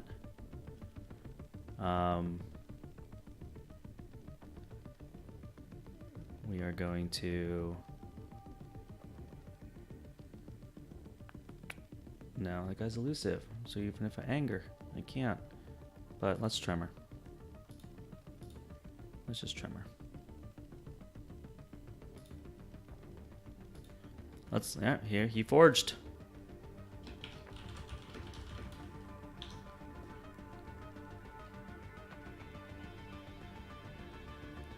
I mean, did I give you, like, all the crits for all these forging keys that we've done?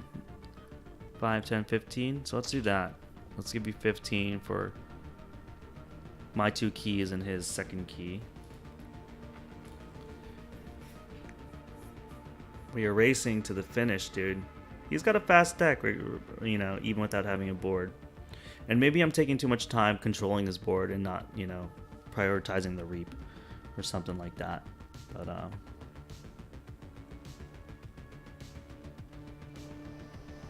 so I can play Untamed. Get rid of that and that. He's gonna Nempid Seed something.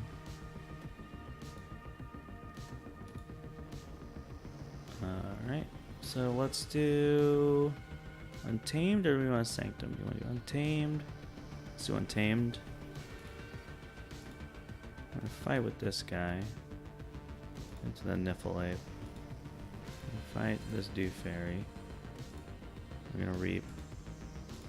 We're gonna bring out a Briar Grubling and a Snufflegator.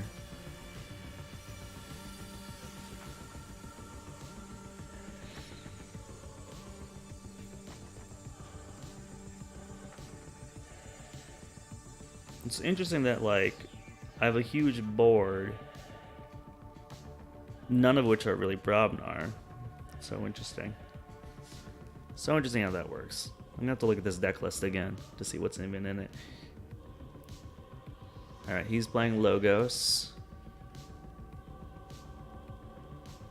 Neurosiphon, nice. Stole one, and a, I don't think he, yeah, he drew a card. Crazy Killing Machine. Dexter. Nouveau Archaeologist.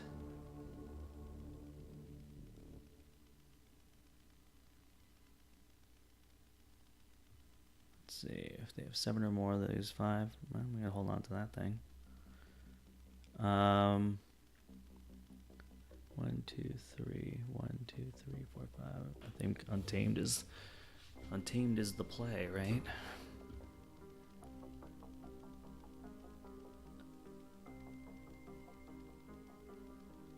Yeah, Untamed might be the play.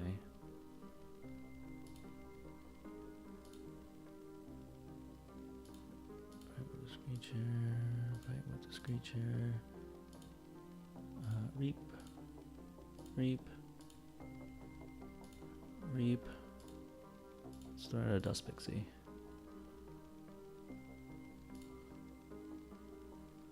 And there you go. There's my Curiosity back. Destroy each scientist creature.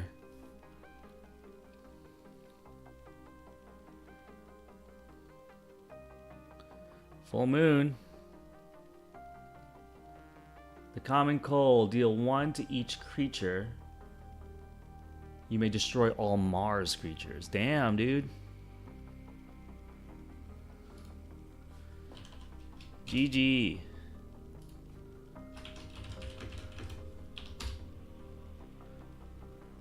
Awesome, dude.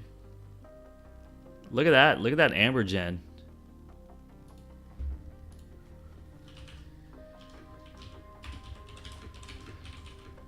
Yeah, your Amber Gen was nuts, dude.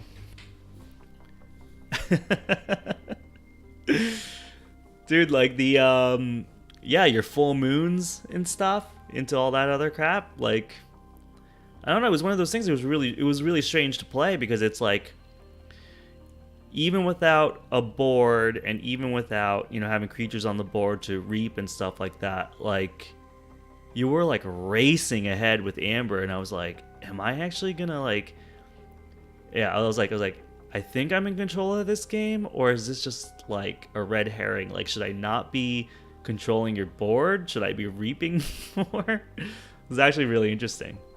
Yeah, see, Keyforge Jupiter said you should have reaped more. Yeah, I mean that's you know, I end up playing that kind of game. I'm sort of a control-y player like that, and so like halfway through the game, it was just like, should I be? Yeah, I was like, I don't think I'm giving enough respect to the reap, but you know, it worked out. But I mean, it could have went either way. I know, I had a board state. I was getting really like, yeah, I got like really like OCD about maintaining it for some reason.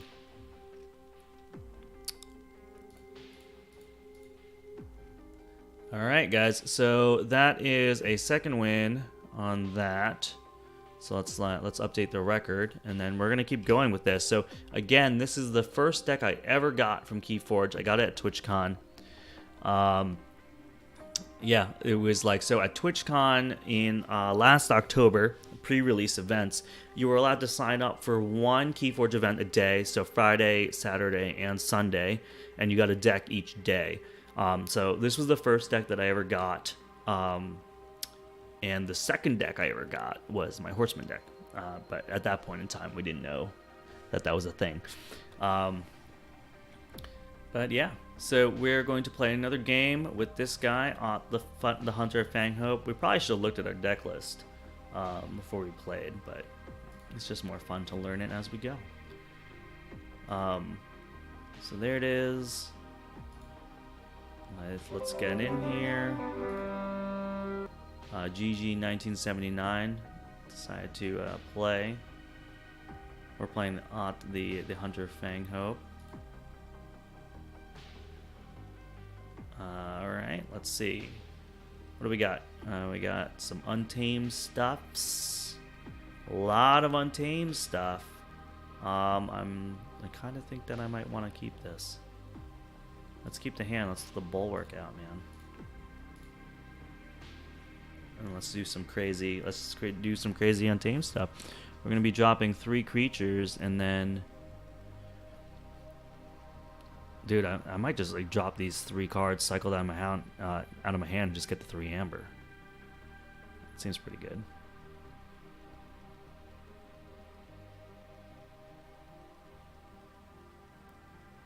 Although he does have Mars.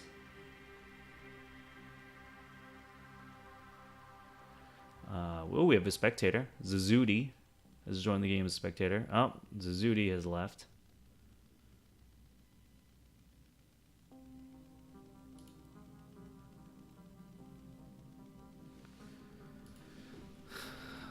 And my turn, yeah. Let's say GLHF. Oh, no scientist though.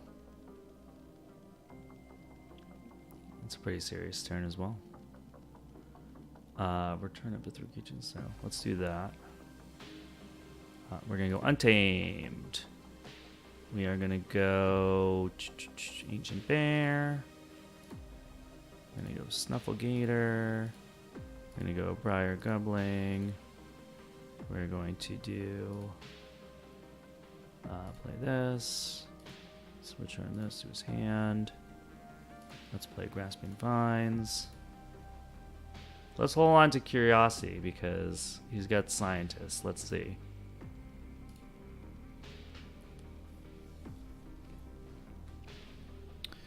Pick up Niffle-Ape. Oh, Mushroom Man. It's dirty. Dirty.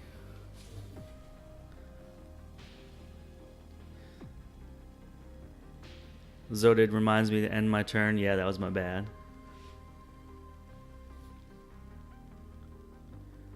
Alright, Mars be coming out. Oh, it's a beast. It's a soldier. It's a robot. Where are your scientists?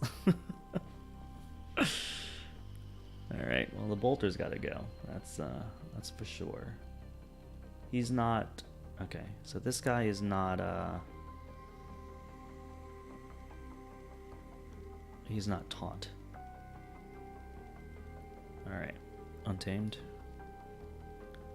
First things first. Let's get rid of Bolter. We might want to just reap. And reap. And we'll throw out another Snufflegator. We'll throw out a Mushroom Man. And a Niffle-Ape.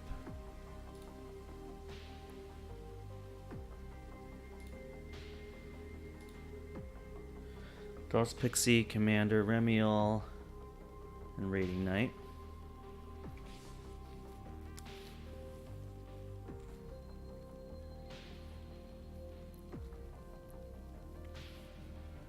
Here we go. We got a full moon into a Mushroom Man. Fuzzy Gruant, so he gains 2, I gain 1. And he gains 1 for full moon. Vigor. He's racing up that amber tree. And he discards Key Charge. So this boy over here is playing Key Charge deck. We don't have Key Charge in our deck. So, ooh, do I just want to go like Mushroom Man into Mushroom Man right now? Fuzzy Gruan. I can do with Ancient Bear. Actually, I can do Ancient Bear into him, into Tunk, and that's actually a pretty good trade. So he is an 11, so if I just do 8, 9, tell him? Actually, I can go. Worth? Is that even worth? I can go into him. And then reap. Like 3 times. I can reap twice. Play capture 1. Okay, I think Untamed is like just too good to play right now.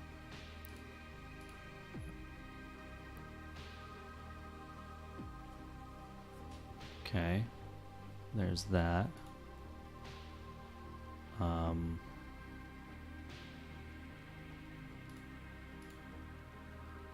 Let's take care of that guy.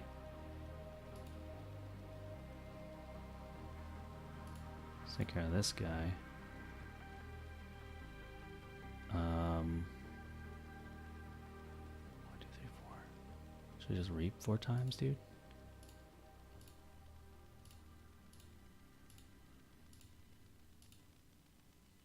It's gonna reap, man.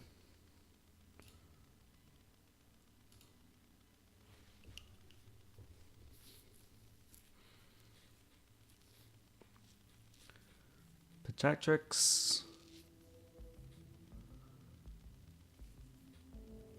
Raiding Knight. And the Champ. Put shoulder armor on Zorg, who's still stunned there on the side. It's hard not to pick Untamed, man, especially with double Snufflegator right now. And I think I have 11 health, so I have 6 health left on this guy. He's gonna have 2 power, 2 armor, 2 power. So he's actually a 9, a 9/2. 9/2. He's an 11. I can do that. I can do that. Get rid of that. That, and that. It's actually interesting.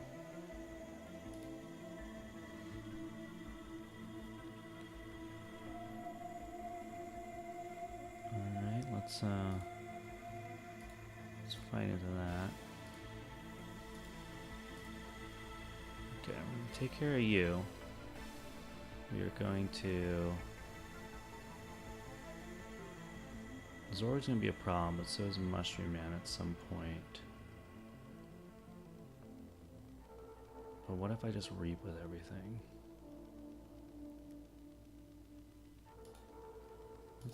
Let's play this game.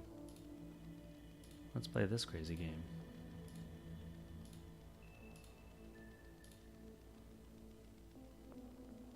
No scientists, right?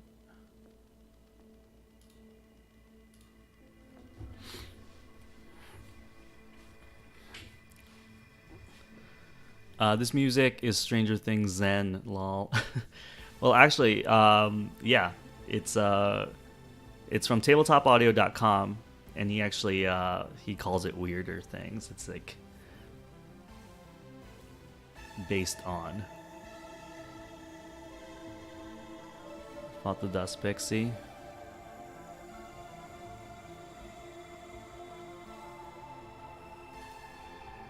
I never gave you guys crits for my first key. Protectrix fought Snufflegator.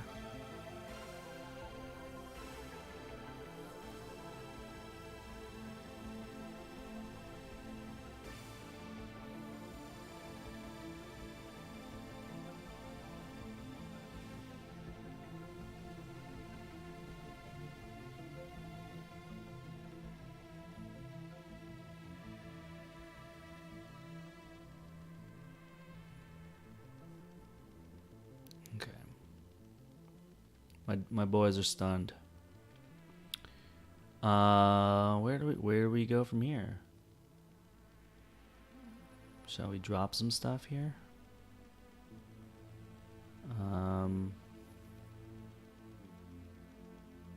Snufflegators are gone. These boys are stunned. I could kill a Protectrix. This guy is a 9. Oh yeah, no, he doesn't. He doesn't have the shoulder armor right now because he put this on the side. So 3 more damage. I can kill him. I can kill him. I can kill him. And then that would be my turn. And that's not fun.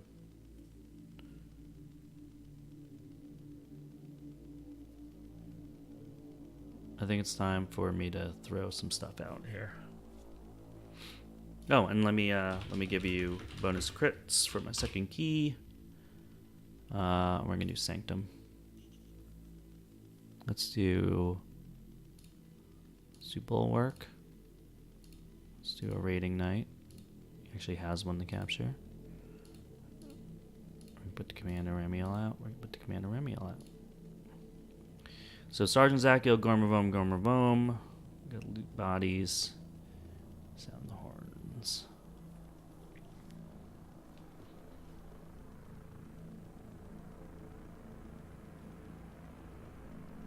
Grabber Jammer.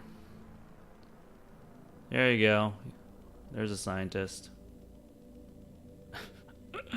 All this time. I want to make sure that I don't have any scientists. Yeah, I just like humans, knights, and beasts, right?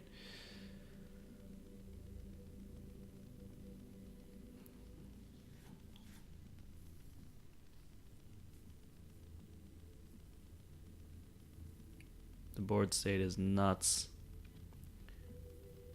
Uses Zorg to stun the Raiding Knight. Commander Remiel. Commander Remiel. Okay. We be stunning, dude. Stuntin'. Alright, we can undo some stuns, and then Sergeant Zachiel some more stuns.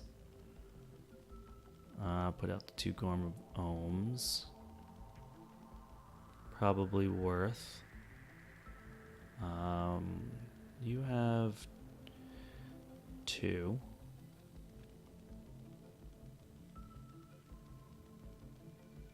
Are you worth fighting somebody? Taking out the Protectrix. Taking 3 damage. Taking out that guy, taking 1 damage. Let's do Sanctum. Let's get rid of the stun. Let's get rid of the stun.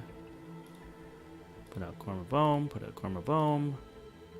And then we're going to play the Screech on the left. We're going to take his stun off too. And we're going to Reap. Alright, we got Lomar Flamefist. If the opponent has 7, they lose 2. And we got Hebe.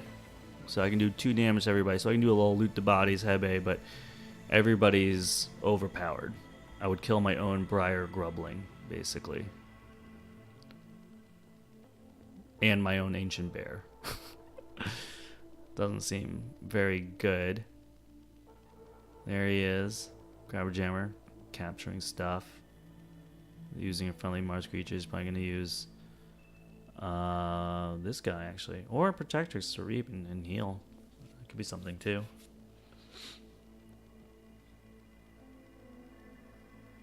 Yep, Reaps with Protectrix, fully heals Protectrix. Makes sense.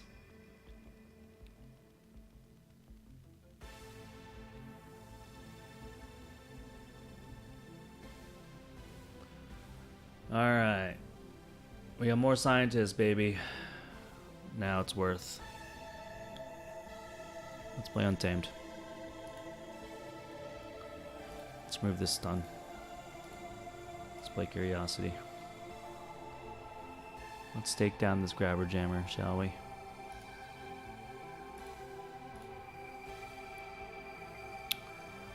And let's Reap. Let's Reap. He has no artifacts.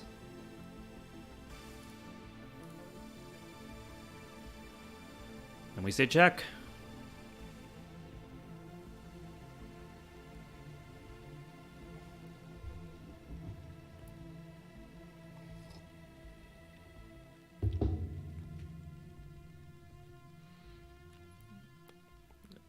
Hunting Witch. Is this where he uses his Mushroom Man for the first time? Ooh! Way of the Bear. Gets Assault too. Oh, he choda'd. Alright, GG. GG for that guy. I'm gonna give you as the grits. Alright, so we play GG 1979. Let's add. We are 3-0 with this deck. I think I'm breaking the meta because people aren't expecting this low SAS deck to be doing any good. Alright, where are we? Let's go. Boom, boom, boom. Look at that. I haven't played this deck since this site came out and had casual play counters. Alright, we're going to keep going, guys. Let's see how far we can get with Ott, the Fang Hunter of Hope. We're gonna play Vasily 85. I'm gonna go first. Grasping Vine, Snufflegator, Gorm, Commander Remiel, Staunch Knight, Lomar Flamefist, and Tabri. It's pretty good. Starting with. Ooh. Do I want to start with a Snufflegator? I don't want to start with a Tabri.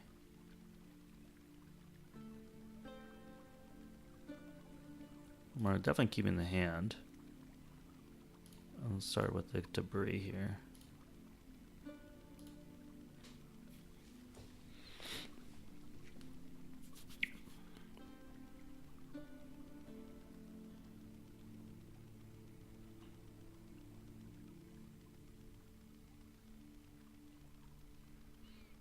Ooh, the Replicator.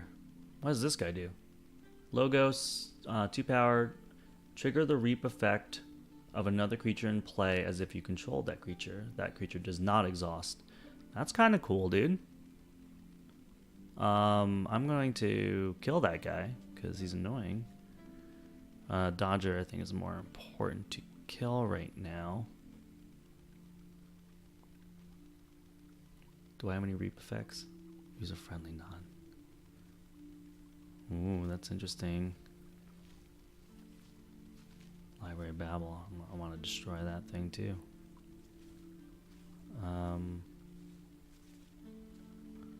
Sanctum. Let's get rid of that guy. Let's put this guy on the left. Let's put this guy on the right. Let's put out this guy.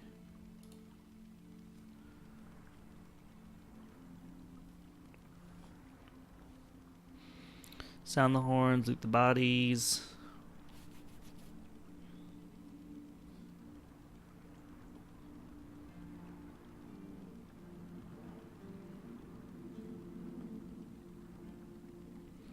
I'm always like, I never know if Sound the Horns is like a good card. Discard cards from the top of your deck until you either discard. I guess that's good for like if you just want to shuffle your discard back into your draw pile, right? Just gonna play Shadows. Silvertooth. Silvertooth comes in ready. I love Silvertooth, man. Oh, welcome to the best camp on Twitch. Last Cov move. Alright, what does he do? Silvertooth fought champion Tabri, and then he pawn sacrificed the Replicator to do damage to Remiel and Tabri. So, alright, now we're down. Now there is only one. Do we sound the horns? No, that seems silly. How about we put out Snufflegator? Just play Grasping Vines. We're gonna destroy that Library Babel, dude. Yeah, let's just get something. Let's just get something going on here.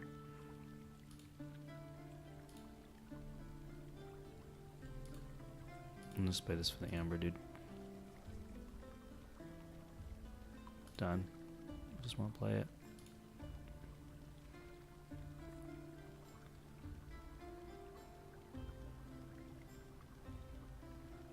Mother and Titan. Alright, Mother and Titan. I think we can still play Untamed here. Mother's probably more important to take care of. Let's put some damage on Mother.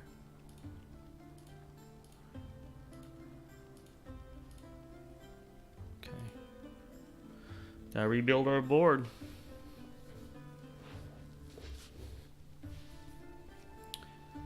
You know, with all of these like activation stuff in Brobnar, Loot the Bodies, War Song, Looter Goblin, and it's in all these games I've never had a Brobnar board. It's always been like an Untamed or a Sanctum board. Like, it makes me really wish I had a Sigil of Brotherhood artifact in this deck. Whoa, what's going on with Silly85? He has failed to connect to the game, reconnected it, has connected to the game, has connected to the server. Okay.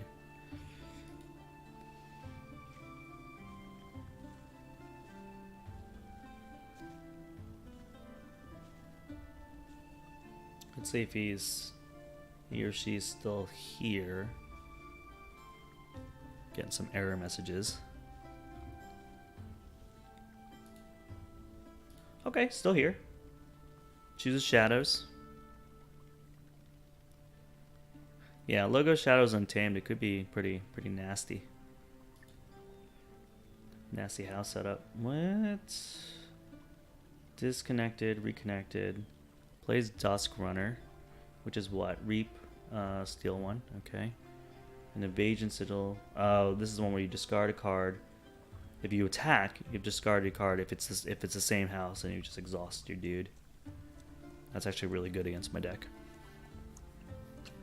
That's really good.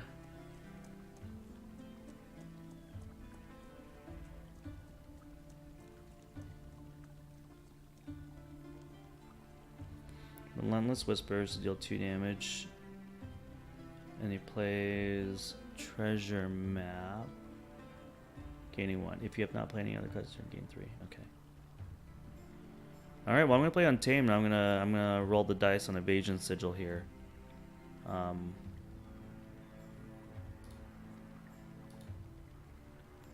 Right. Exhausted. Mushroom Man is done.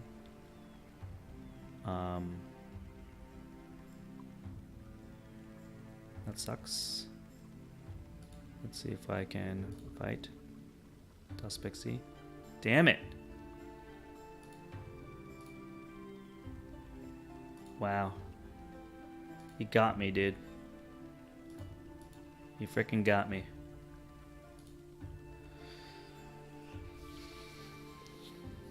Oh crap! Titan Mechanic made the keys cost 5. That was bad. That was bad moves.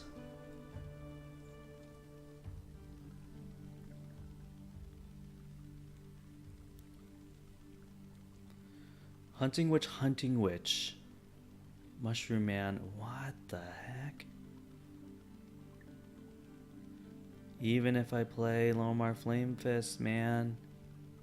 Holy crap. Wow, Full Moon, Hunting Witch, Hunting Witch.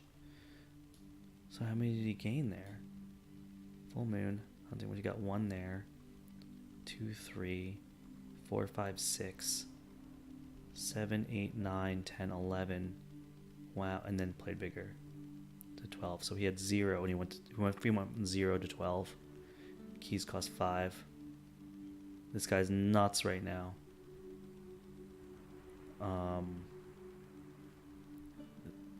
This guy's nuts right now. Ew, he says GG. Get out of here, dude.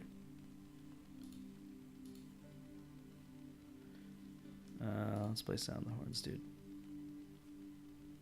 Also, the woods, Bargully, Tremor, Niflave, Anger, Coward's End.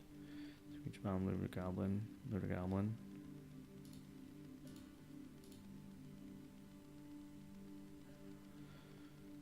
I don't even know what I'm looking for, man. Do we even care about War Song? And Loot the Bodies? Probably not. But I think this might be it, dude.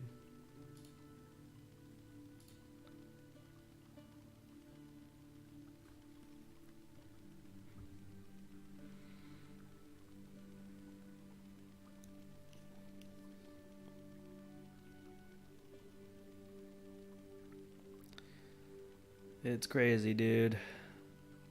Yeah, I don't think I can do anything about that.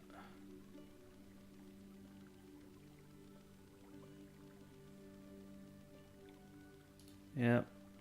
That's cool. I'll reap.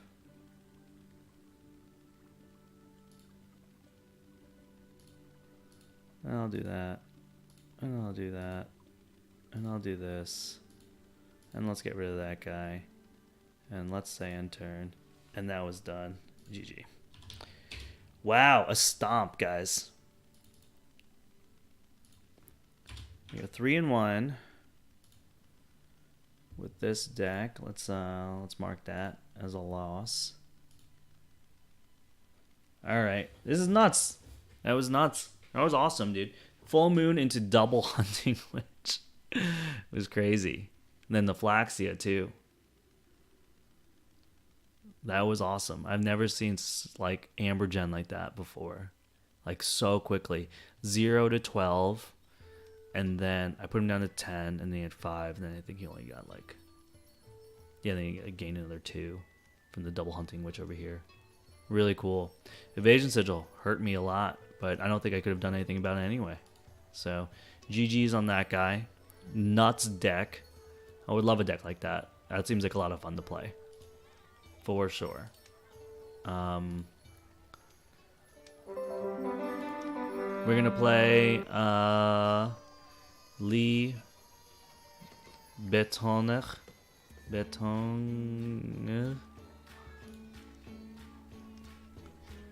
gonna be first player. Bulwark, Commander Remiel, Champion Debris, Sound the Horns. So, yeah, I'm gonna keep this in.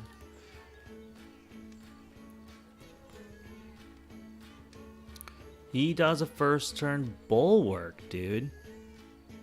And what we're gonna do is play Sanctum. How are we gonna do this? Okay, we're gonna play Sanctum. We want to do Champion Debris, Bulwark. That's alright. Let's put this out first. We want to put a Bulwark next to you. We want to put a Commander Remiel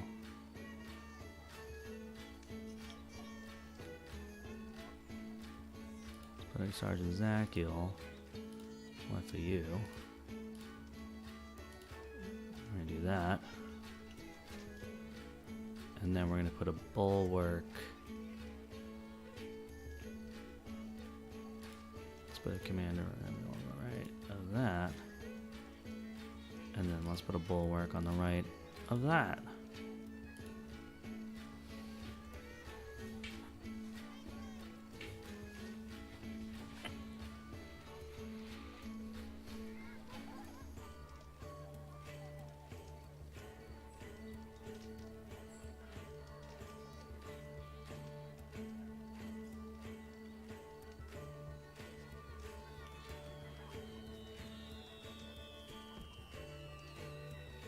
All Blaster, Chrome Foam. Lord Golgotha. See, this is another one I never really see. Before the fight, deal 3 damage to each neighbor of the creature Lord Golgotha fights. Damn, dude. Oh, wow.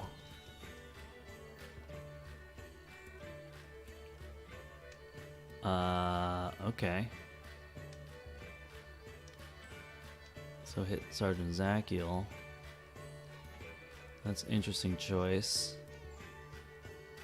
I guess that's the only one he could kill. So he needs 5 more damage to die. Oh, so I can kill this guy. I can War Song, Loot the Bodies, Anger. Let's play Probnar. Let's play Sound the Horns, dude. I discarded Coward's End, Grasping Vines, Staunch Knight, Screech Bomb, Tremor, Snufflegator, Mushroom Band, Champion, NFL, Curiosity, and Ludo Goblin. Ludo Goblin's gonna come out. I'm gonna play War Song, play Loot the Bodies.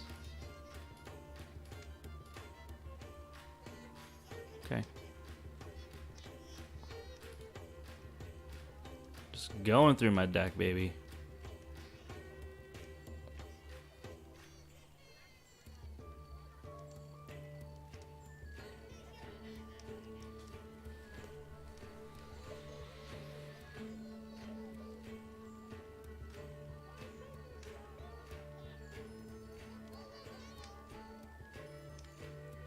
Alright, this guy disconnected. Not sure if he's gonna come back or not. Sometimes people just disconnect.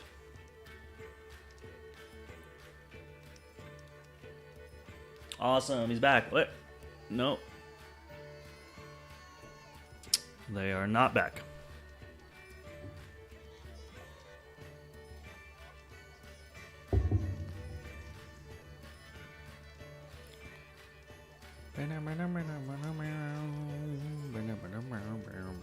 So yeah, this was my very first deck that I ever picked up, which is probably the reason why I liked Sanctum so much. Because it's just like double wall work, dude. And then the next deck that I got at TwitchCon was another Sanctum deck, and that was my Horseman deck. So then I was just like, oh, dude, Sanctum's great.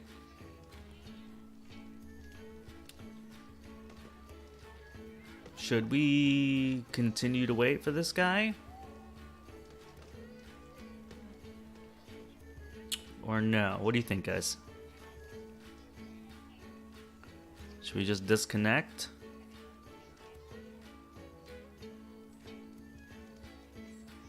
What do you think in chat, guys?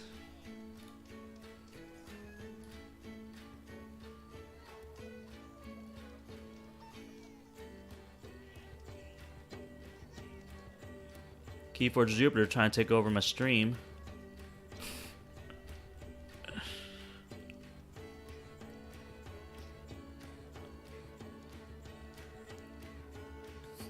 I don't want to feel like I don't want to feel like a D if I just leave and this guy's having like internet issues or something, but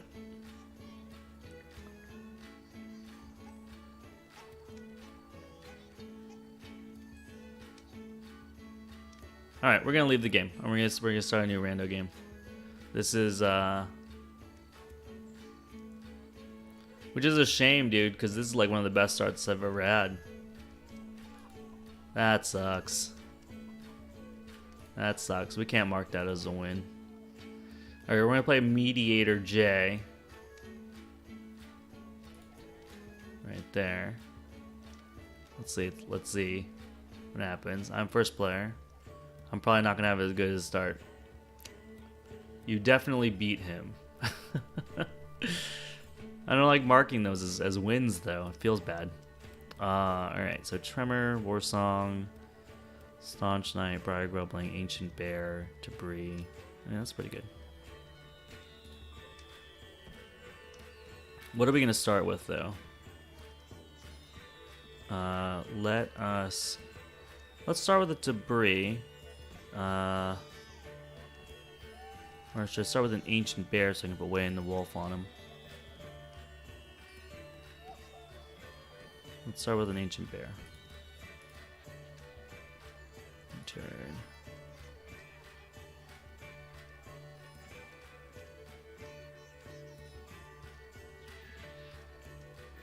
You definitely beat them. Reason DCs happen. They leave into to get count on the auto counter. Wait, what? There's a Chrome add-on. I'm not super well versed in the Crucible, so they leave not to get count on the auto counter. Oh. Right, this guy's playing Ritual of Balance. I didn't realize that there was a stat sort of thing about people who leave and not.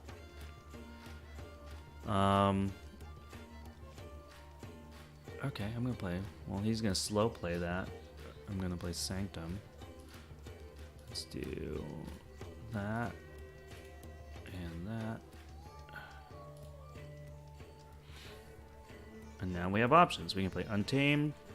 We can drop 3 things, do something with Ancient Bear, or we can do Sanctum, do something with these 2, drop Remiel, Warsong, and Tremor.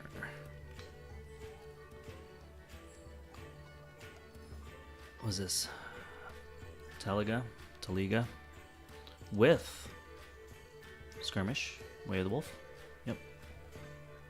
And then a bigger. We're just generating amber over there on that side.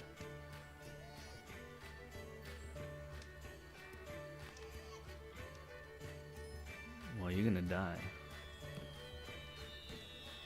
You gonna die. Let's do Untamed. Let's put Way of the Wolf on my dude. We're gonna take care of your dude, and then we're gonna bring out people. So we don't give that guy any amber. Alright. Was that really the only amber gen I've ever had this game so far? Real slow. Alright. I got a little Dust Pixie action. The old War Song Anger combo.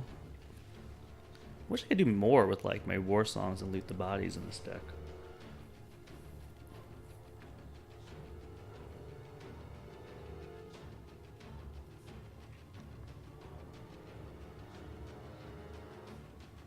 Alright, he plays this. Lash of Broken Dreams out.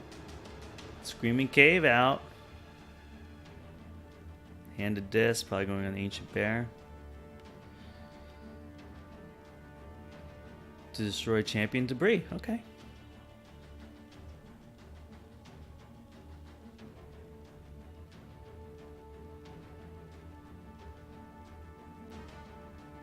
That's it. I am inclined to reap 3 times and put a Dust Pixie out.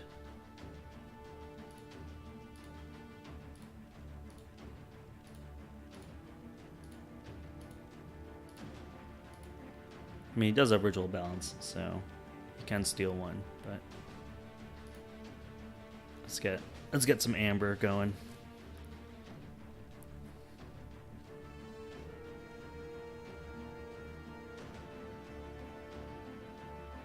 I mean, you can play Ritual Balance, you can steal one, you can play Dis and do Lash of Broken Dreams. He's got a lot of options here. All I'm doing is preventing him from not playing Brobnar. Although, what could he play if he had Brobnar? If he wanted to play Brobnar. Bumpsy, I guess. Grenade Snib shenanigans, maybe. Alright, so he does activate Untamed, Ritual Balance. He stole one, Nocturnal Maneuver. He's exhausted these 3. My big 3. Gets his own Dust Pixie out, so now he's saying check.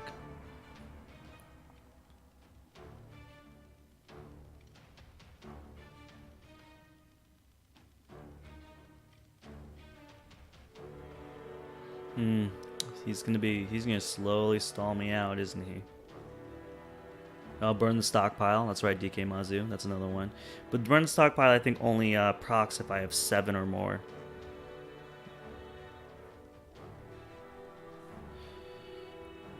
Alright.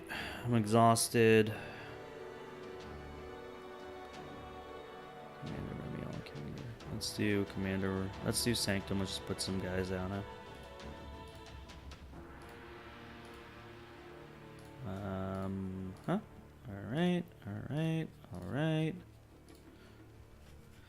Alright, now we have 2 Angers, a Tremor, and a Looter Goblin. It's so weird to have Brobnar be the house that clogs my hand. In other decks, Brobnar is usually the one I can actively play. This dude forges a key.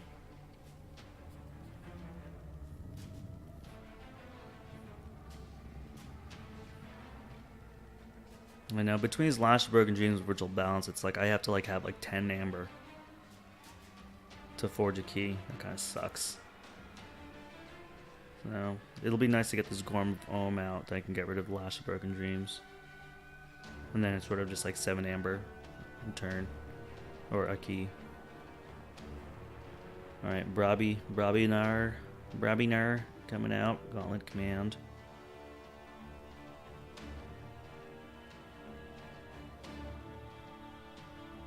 I love Gauntlet of Command. I think it's such a great card. Wow. DJ 3 Chains out here. Look at that. Just took them all out.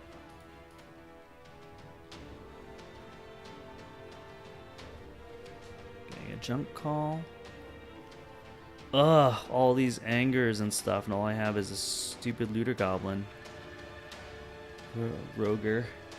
In return, if you played exactly one card in certain room, heals 2 and captures 1. Jeez, dude.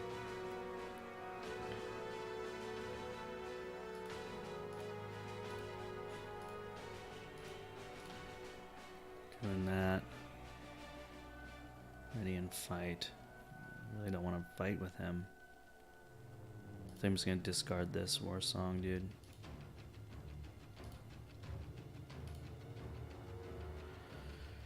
Sound the horns.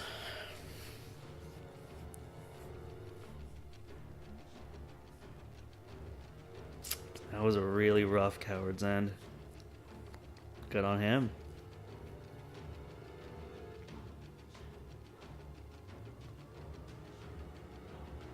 Two angers, a sound the horns, a garment of the ohm, a raiding knight, and a sergeant Zakiel. What am I gonna do here? What's nice about his Gauntlet of Command is he can remove his stun and then he can Gauntlet of Command. Alright, he's doing Dis. Uses Lash just for funsies. Just in case I have Key Charge or something.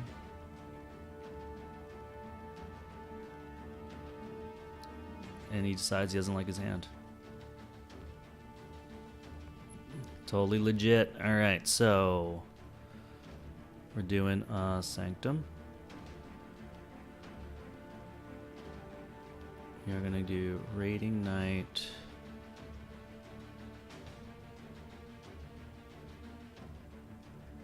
Raiding Knight. Alright, and then we'll do a Sergeant Zakiel. So let's just get rid of the War Drummer. Let's do a Sound the Horns. No, I'm sorry, I'm doing Sanctum, my bad. Gorm the Ohm, I mean.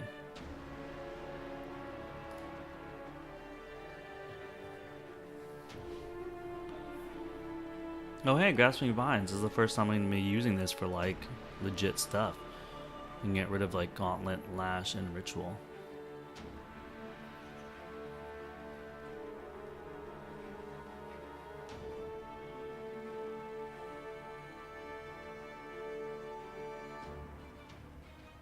Next turn is probably going to be Bromnar. I'm going to probably play Sound the Horns, Reap with the Looter Goblin, then do a double Anger play or something. Valder's out. Oh, he's playing such like big guys though. Well, there goes my Looter Goblin.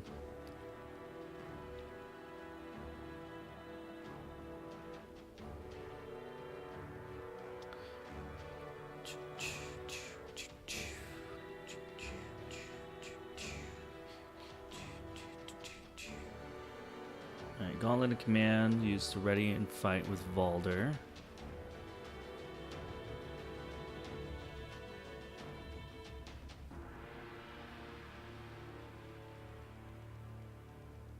Yeah, Raiding Knight.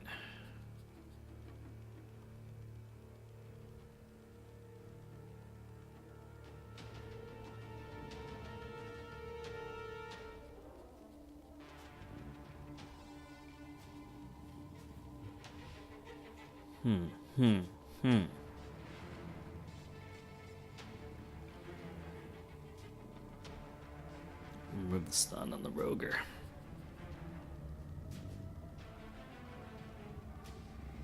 Robnar, Sound the Horns. Lomar Flame Fist. Just kind of hoping for Hebed the Huge, guys. Let's bring him out.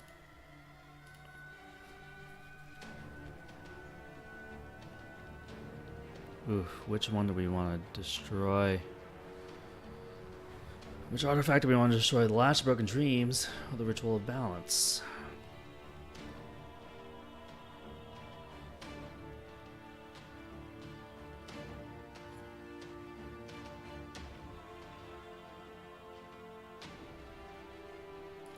Let's anger this guy and him. Let's do that, and then let's go Bone. Lash with dreams.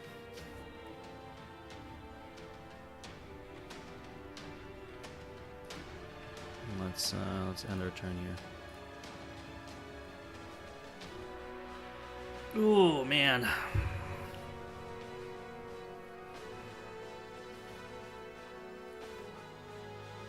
Got the other Gormavome, that's nice.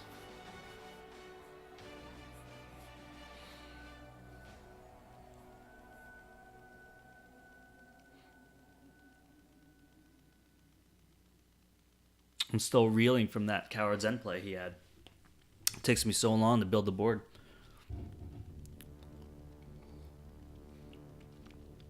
Alright, he stole one. Ugh, I got crabbed, dude. I got Murmooked. Murmook MVP. Murmook #1 NA. Oh, he's too good. He's too good. I mean, what he's supposed to do against Murmook, dude? Murmook too good. Sean just casually checking his crits. TKE Smalls says, so I want to learn about Keyforge. Teach me your ways. I don't know if you want to follow my ways. But dude, totally get into Keyforge. I love this game so much, dude. Let us do Untamed. We're gonna bring out a Mushroom Man. We are going to Grasping Vines. Get rid of these. Boom. Take that.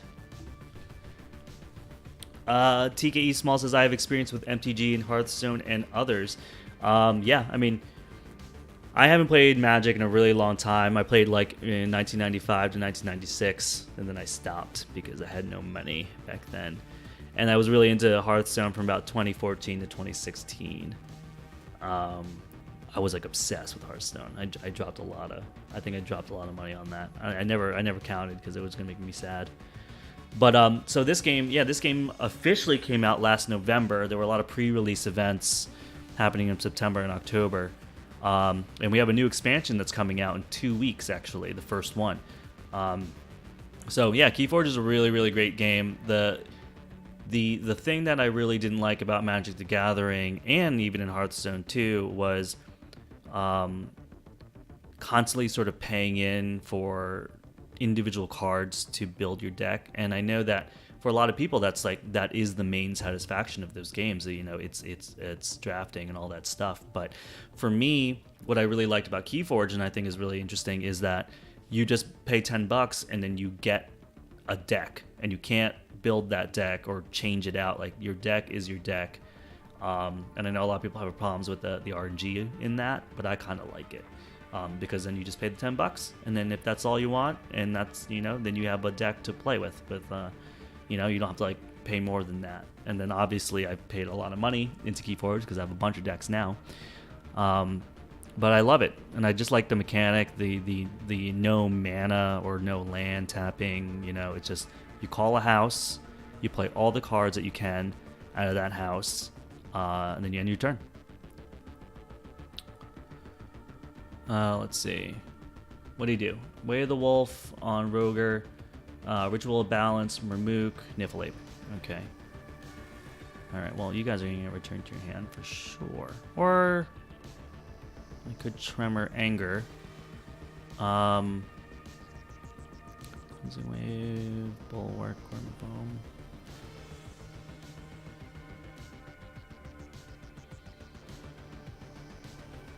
You know what? I think I'm just going to do this play. Here we go. Just do that. Let's reap. Let's just be annoying, huh? What's the recommended way to get started? If you have a friendly local game shop, and they're holding Keyforge events. I always think I think this game is best played in person. So if you can go to an event, maybe just get a couple of decks, play some casual with some people out there. If you have you and your friends just want to get a deck each and just sort of, play around, that's great. If you're in an area where you don't have local events, or you don't have friends that are interested in these kinds of games, what I'm playing on right now is called The Crucible. So it's thecrucible.online, and the UI is not great, and it doesn't have that feel of playing in person, and the tactile feel of the cards and stuff like that. But this is the best place you can get a pickup game if you can't get a lot of people. But we also like playing digitally on Tabletop Simulator too, and that's how we usually do it when I have my co-hosts with me. But the thing with Tabletop Simulator is you have to sort of coordinate with your friend of when you're going to meet up and play on that server. All right, what did he do? Feared, My Mushroom Man, played Pit Demon, Tentacus, and Screaming Cave. And Keyforge Jupiter in chat is also another streamer. If you want to check out his channel, he streams a lot of Keyforge. He's very informed about Keyforge, and he's given you a lot of information already. And he just built this site. He put a link in there for beginners, and basically just sort of like a roundup of rules and things. He's in the Bay Area. Just found out 2 places in Berkeley. Oh yeah, if you're in the Bay Area, dude, I think there's a lot of places that play Keyforge. But I think playing in person, with the actual decks, I think that's the best way to play. All right, this guy's gonna get really mad at me for not playing my turn. So, and thank you so much for the follow, man. I really appreciate it. Should we Tremor? We could Cowards on ourselves. Bulwark. No, let's build a board. Let's see what we can do. Cleansing Wave. Should we just get rid of it? Let's toss it, man. Another Bulwark. Oh, God. Hebe into Cleansing Wave would have been amazing. The game is very non-toxic compared to most. Yeah, I completely agree with that. I think the most toxicity you'll get is playing on the Crucible, which I'm playing on right now, and you'll get people that leave.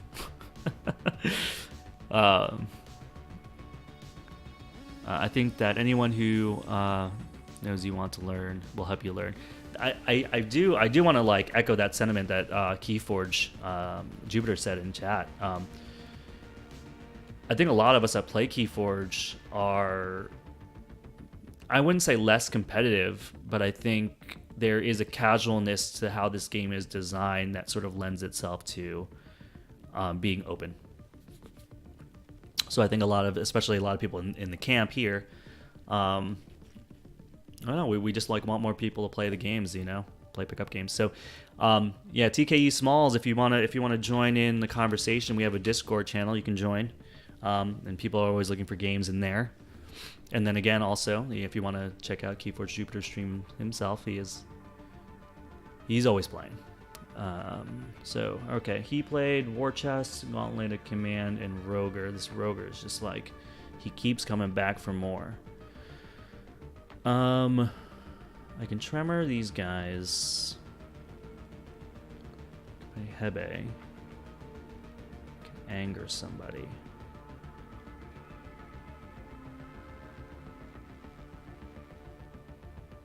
We have to pay him to do that.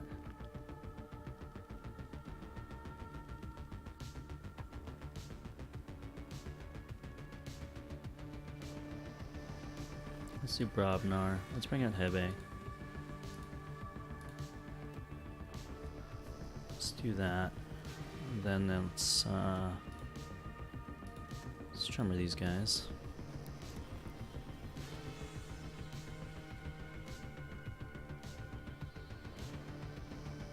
So I kill the Tentacus to get rid of the Ritual of Balance.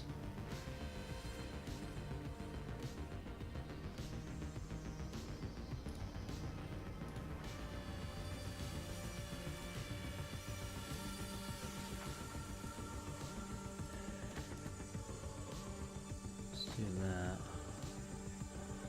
Kind of made my Coward's End obsolete, but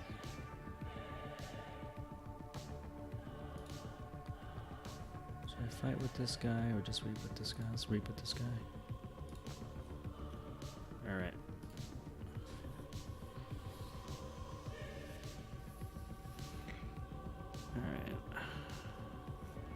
Sean is saying, how long will the promo code work? Which promo code? Code? The one for Inked? That is a permanent coupon code for now.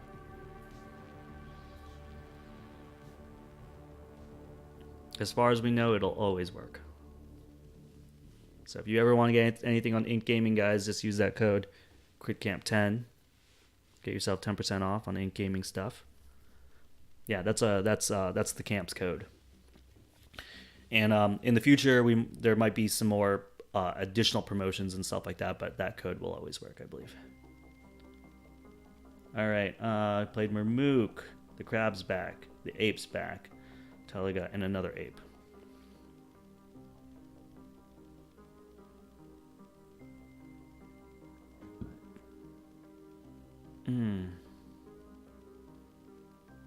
All right, well, I can actually kill that guy.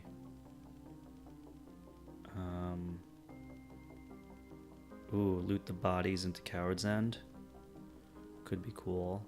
That might be my best play, Brobnar. Let's kill you. Let's play loot the bodies. Let's fight you.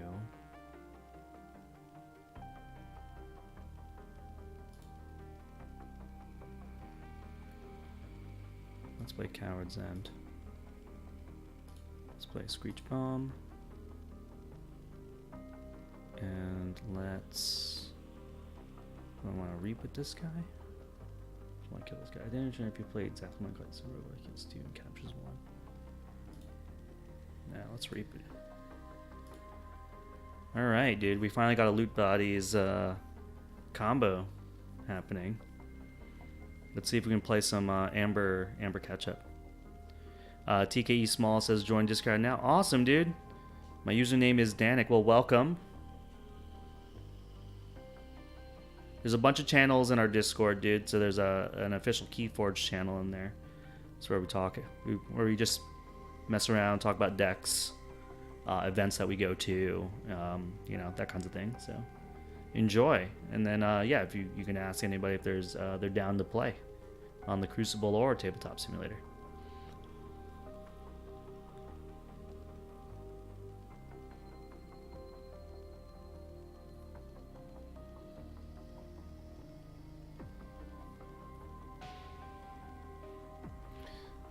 Where around the Bay Area are you?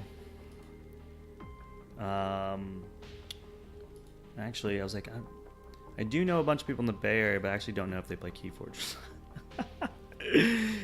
You're in San Francisco proper. Okay.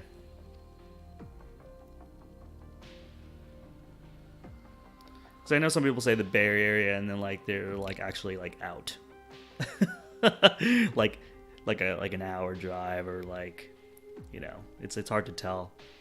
I don't, because I'm not from that area, so I don't know where the actual boundaries are for what's considered the Bay Area.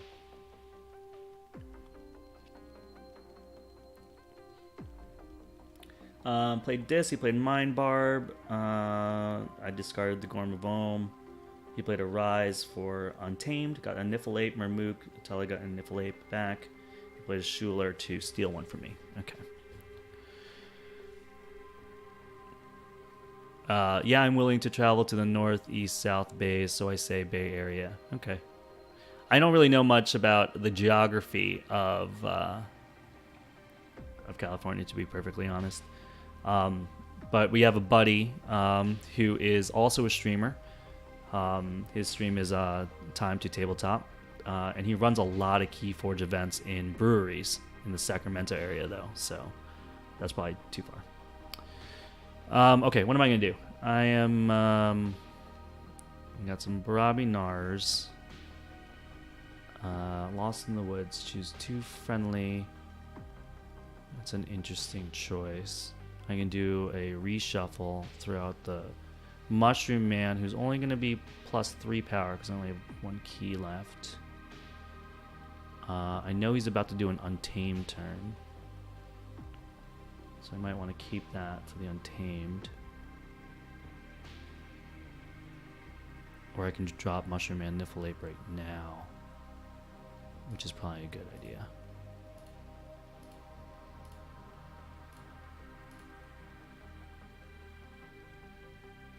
Turn.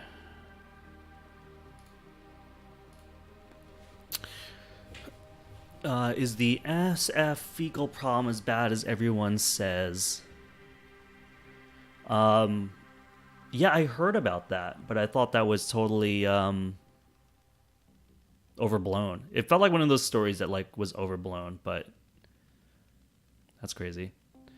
Some people in San Francisco are snobby and won't leave the city. Yeah, well, I mean, I spent like 11 years in New York City, and people were like that about the boroughs of New York City, myself included. When I lived in Brooklyn, I never liked living in Brooklyn if I didn't have to. When I lived in Queens, I didn't want to leave Queens if I didn't have to. Crossing rivers was such a annoying thing. It's not like you have to constantly play hopscotch. Some animal, a lot of it human. That's so crazy, man. Alright, so he plays Broadnar, Smash. Smash is to stun Mushroom Man. Roger to remove his stun.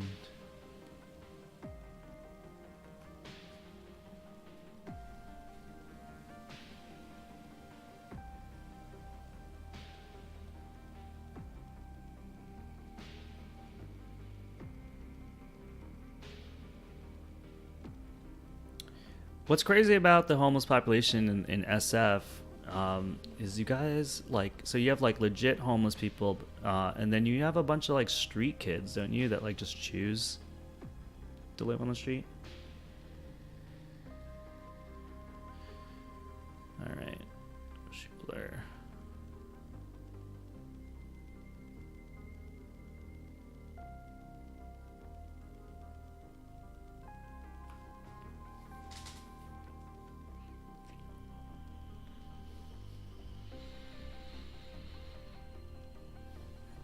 Oh man, this guy's like really going to town here. Smash, stun my Mushroom Man, remove Roger's stun, Golem into command, ready to fight Schuler. Schuler fought my Niflate and killed it. Uses the war chest to gain 1 and discards Coward's End. Okay. What's left? I can... What sucks about returning his 3 creatures to his hand is that he gets to stun another one of my guys, and then he gets to steal another one of my Ambler. I could also Lost in the Woods my own guys.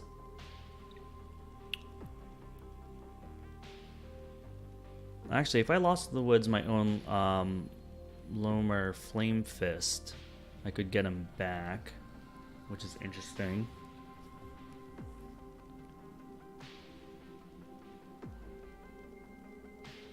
It's not a bad move. Get rid of these 2. No, get rid of these 2. Do Snufflegator. Let me just do that. Remove your stun. Put out the Snufflegator. And then I'm going to get rid of both of you.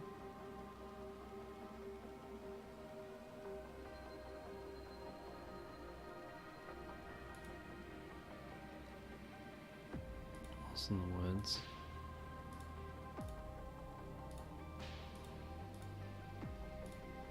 Let's do that.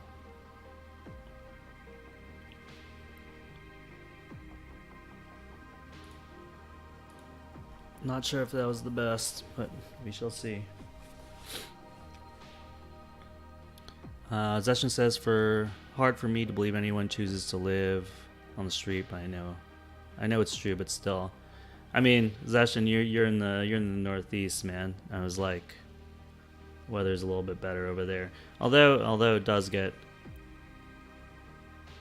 can get pretty chilly, San Francisco.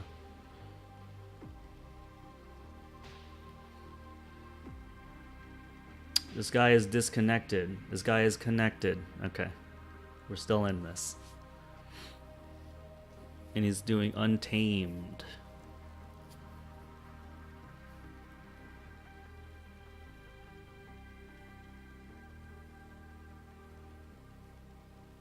I've only must have bias. I've only been to SF 3 times in my life. I was there last October, and then I was there I want to say like in 2005 or something like that.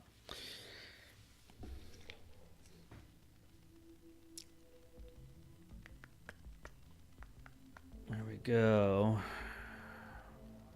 It's got a lot of annoying butts right now, so really annoying butts. Ramook's gotta die. So does Teliga, man.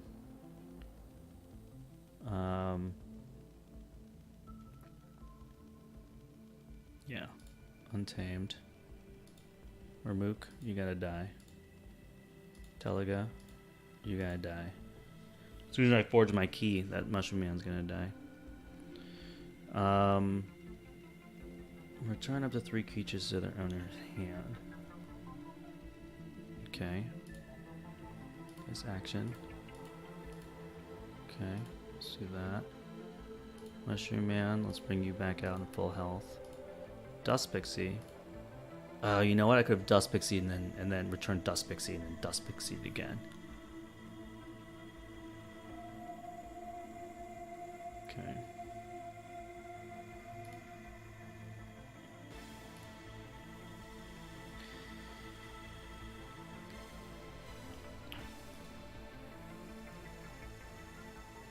Yeah, I mean, it was like maybe like 4 years ago, I think, is when like San Francisco finally like became like the highest cost of housing over New York, which I thought was insane because living in New York was really was nuts.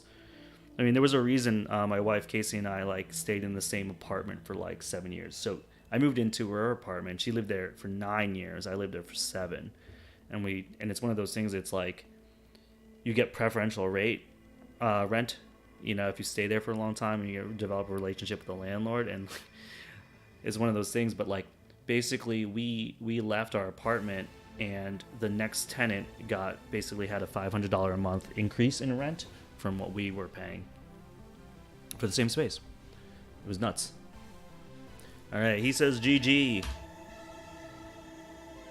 All right, so that's another win, guys. Dude, we are doing a lot better with this deck than I thought we would.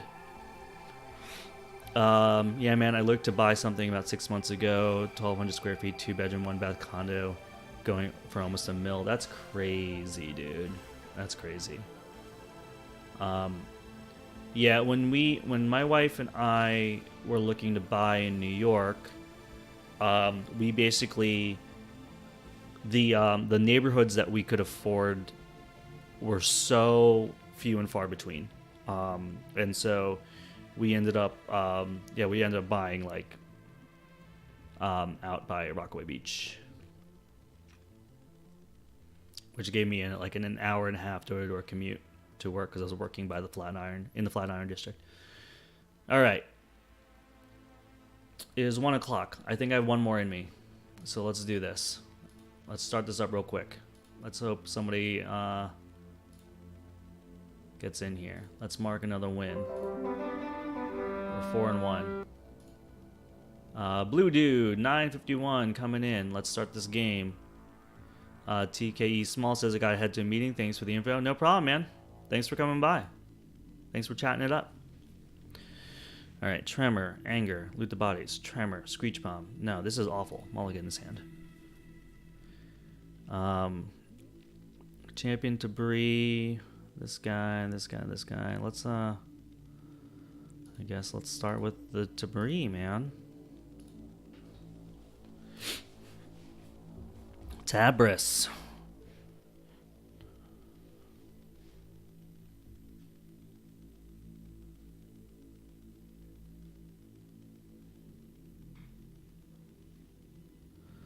Headhunter. Headhunter coming in. Do I want a Lomar Flame Fist? I just want to punch him in the butt right now.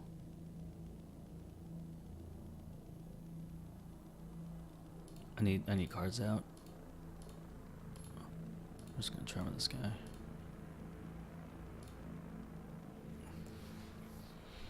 Snufflegator, Way of the Wolf. Okay.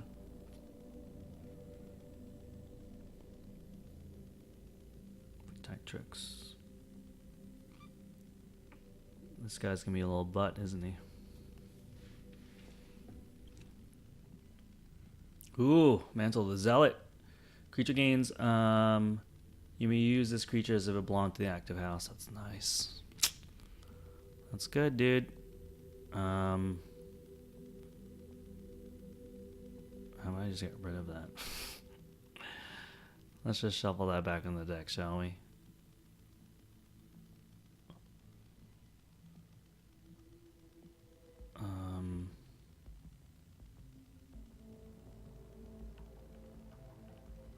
I do not like that, man.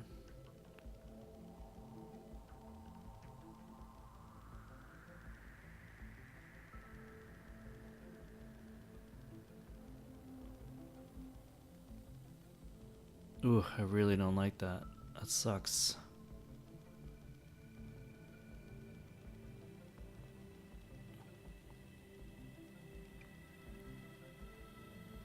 Should I Coward's End? That seems a little excessive right now.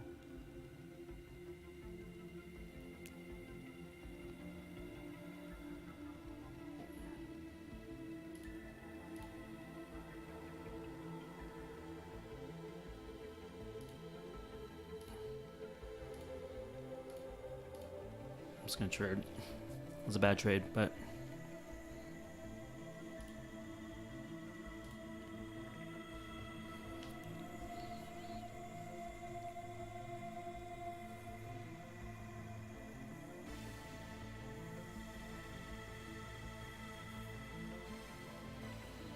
probably Untamed next. Doppelgator, Way in the Wolf on Champion, Debris, Niffleape.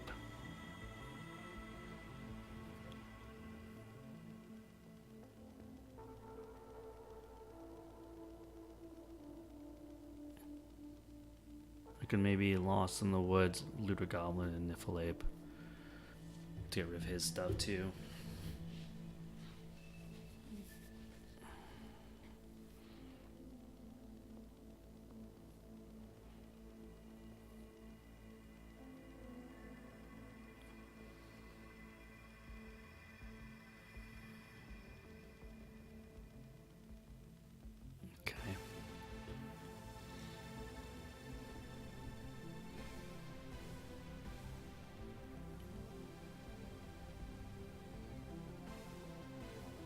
Okay, I think I'm gonna do that. Here we go. Let's put out Snufflegator.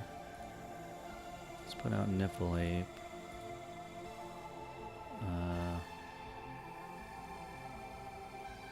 You know what? I could return Champion Debris back to my hand and just save her.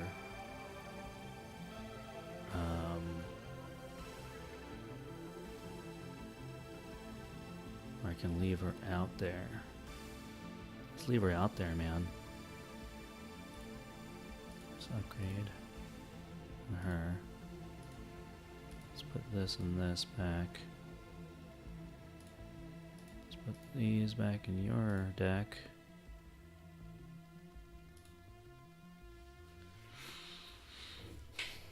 Alright. Just gonna stun that guy.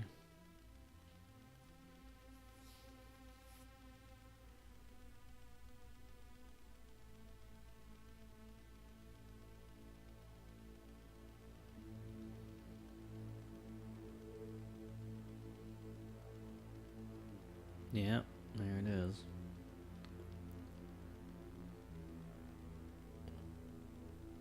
Okay, well, it's gonna be untamed. Let's get rid of this stun. Let's put out the briar grubbling, the dust pixie, and let's just use this to get the amber, dude. Back to your hand, bro. It's an interesting game. Pretty slow, because we're both playing Brobnar Sanctum. He has not played Shadows yet, so it's sort of... He probably has a bunch of Shadows cards in his hand. He's waiting for me to get the 6 to pull the trigger on something, I'm sure. Oh, here's Old Bruno. Captures 3. Umbra. Also a good card. Fight Steel 1. Skirmish.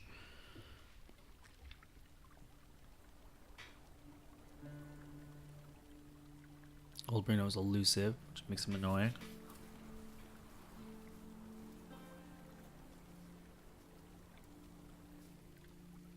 Wow, lights out. Okay.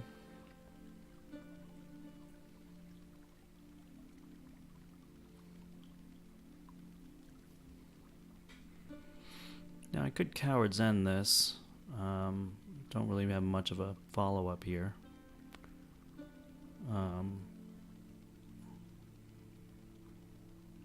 It's not bad, though. It's not a bad way to go.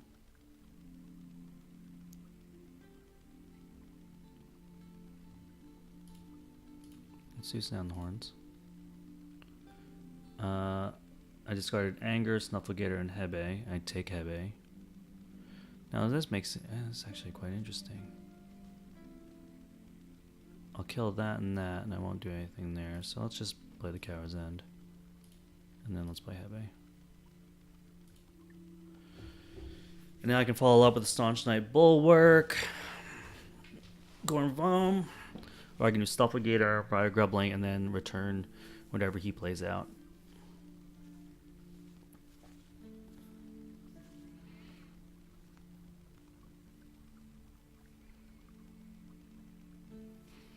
Gatekeeper and Sequus and Staunch Knight. Okay. That's annoying. Let's get rid of these.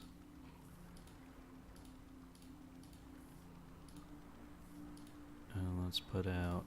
I'm gonna put Snufflegator...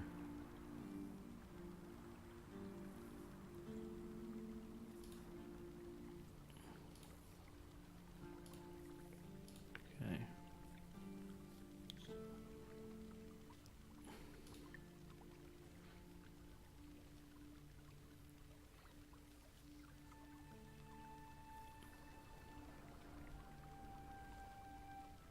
Gatekeeper again. Oh, I didn't give you guys the crits. Sequus and...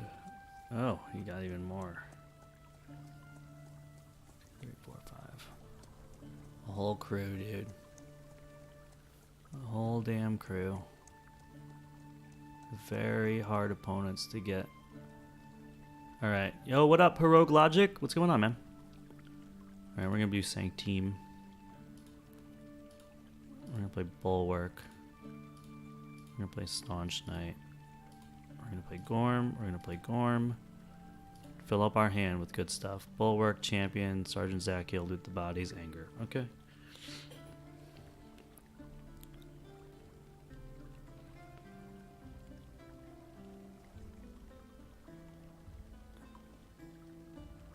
He's just reaping, dude. He wants that key, dude. Wow, Sanctum Guardian, what's this? Fight, reap, swap Sanctum Guardian with another friendly creature in your battle line. That's cool. That's cool. So we can change where the taunt position is. I don't think I can do anything about him forging. To be honest. Anger. Champion, No, I can't do anything about him forging.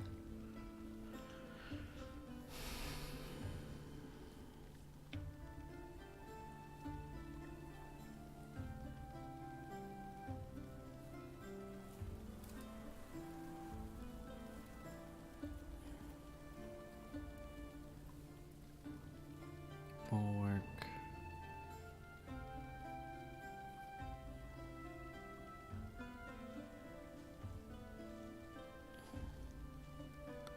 Champion, Anafail, Bulwark, Sergeant Zakiel.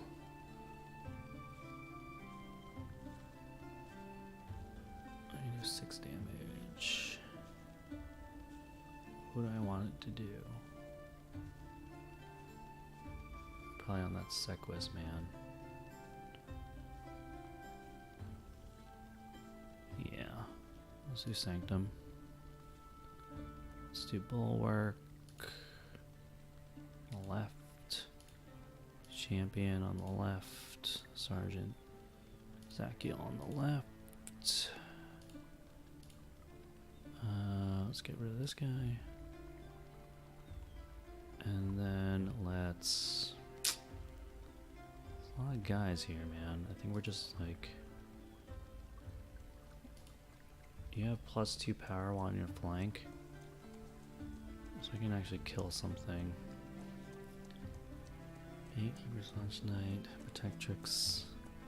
You have 6 power. I want to kill the Protectrix.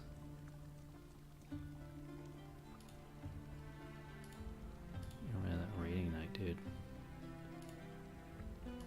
Let's reboot that guy.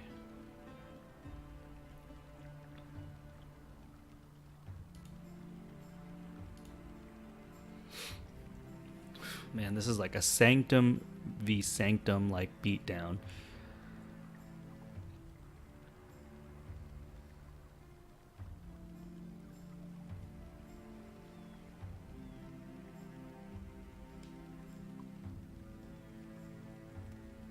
Protectors to reap patches, heal really fight champion Anafiel. Sanctum Guardian to swap position and protections. Okay. Got rid of the champ. He's just reaping, dude.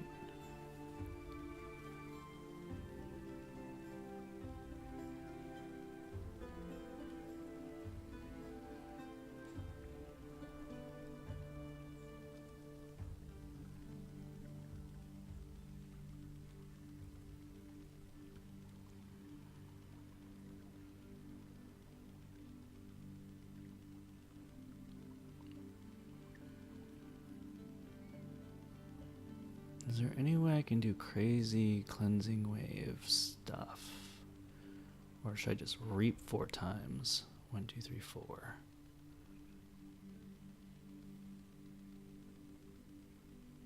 Reap 4 times and not drop any cards. I can reap twice.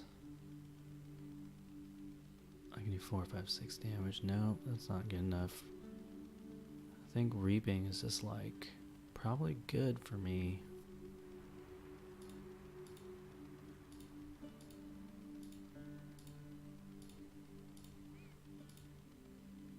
Okay.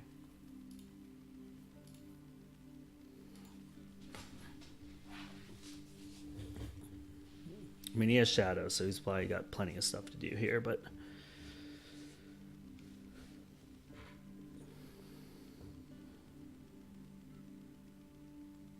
I was going to play Bromnar.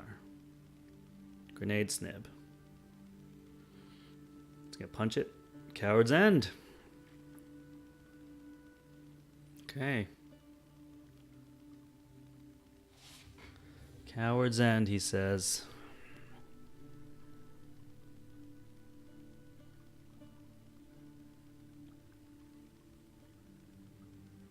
Mm-hmm.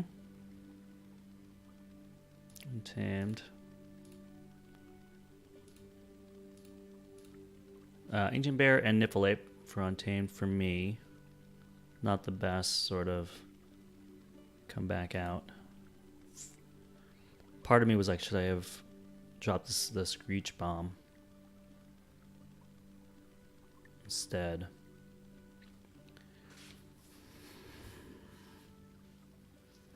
Because he's going to be able to forge, and there's nothing I can do about it. Oh, Magnet the Rat. If I can somehow kill Magnet the Rat, I'll be okay. Oh, he put the shadow stuff over there.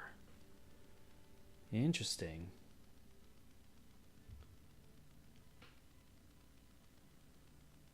Oh, and he discards Pawn Sacrifice.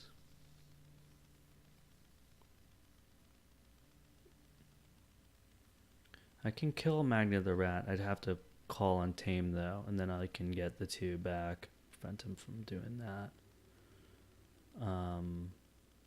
Unfortunately, I think that's the only thing I can do.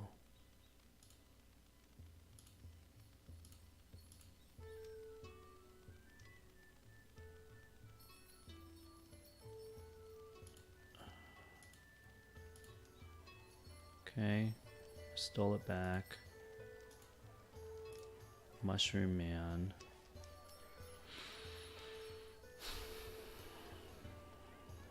Just delaying the inevitable. Nobody's a scientist.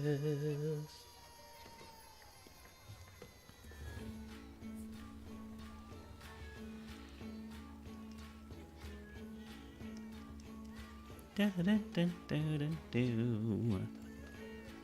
Do, do, do, do, do, do, do, do, do.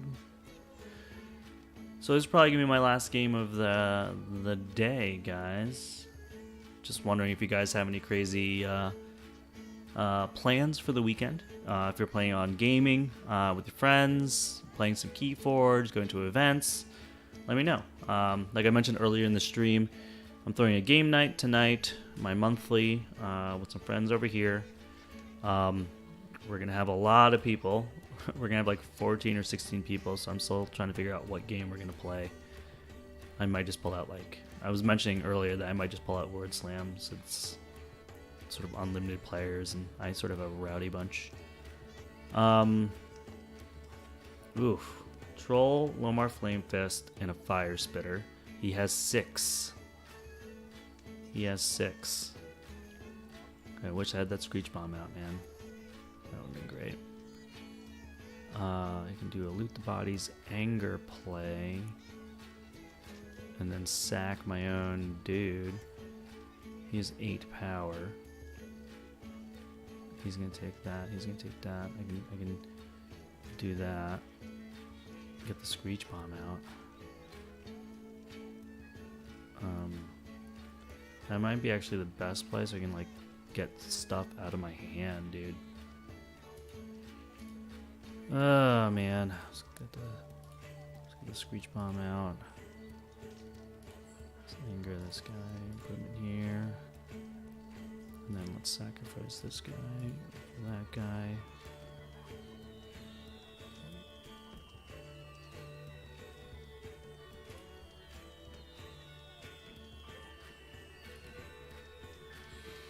Not very happy with the turns I have to do here.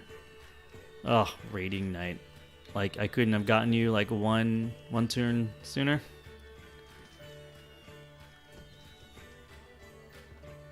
Raiding Knight, Commander Remiel, and a Cleansing Wave, as long as my Mushroom Man survives. He's 8, needs 3 more damage. He's dead, so he's probably dead. This guy's got an interesting Shadows deck. I haven't seen anything too crazy yet. Magnet the Rat is always great. Old Bruno. There's 1, 2, 3, 4. I've only seen 4. Here we go. Always playing the Sting, baby. Okay. Pawn Sacrifice. Yep, there goes Mushroom Man.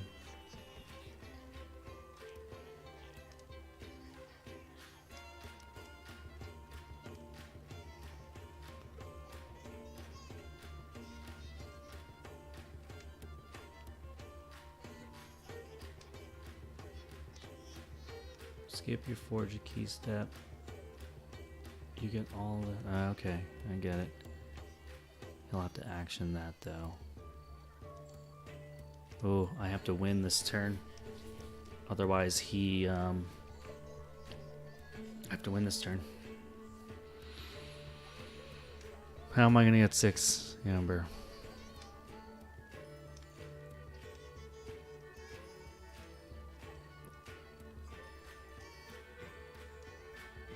I can make him go down 3, so I'll have 9. I think you got me, guys.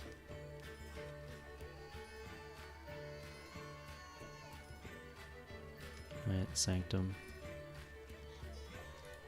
It's gonna be a raiding night.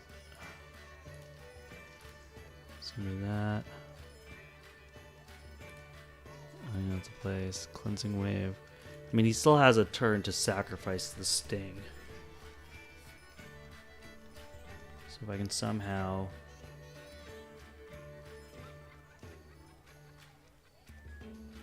I don't even know what I'm looking for.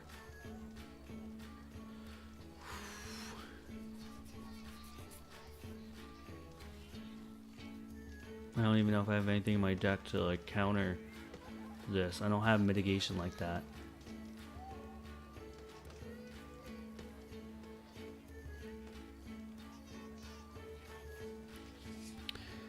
Are you talking about raiding night session? Because I do. I really appreciate it. I really appreciate that raiding night. Is this the end? Is this the end for Ott? The Hunter of Fanghope, dude?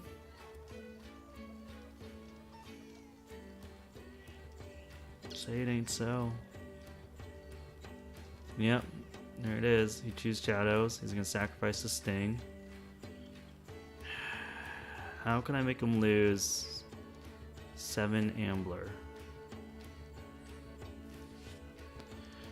Yeah. I can make him lose. Where's Lomar Flamefist, man? It wouldn't even help. Wouldn't have even helped. I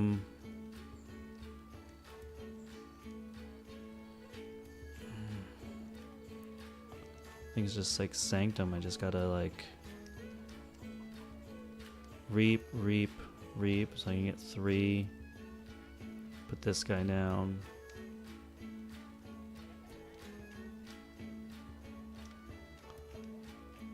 Yep, it's over, guys.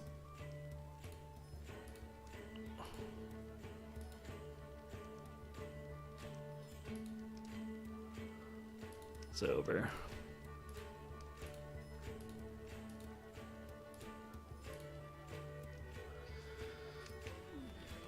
I think that was it. Oh, GG. Wow, the Sting. Guys, it was rough. Alright, that was it. 4-2. Ott the Fanghope. Hunter of Fanghope. 4-2. Alright, so what have we learned today? Well, in the last stream, Elder, Hatchling Vega's done. Wanderer Masha Harbor Rogue done. Mitomatic Spawn of Mega U done.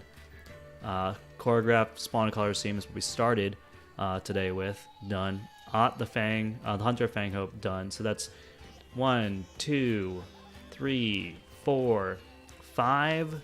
5 of my 17 decks, I believe.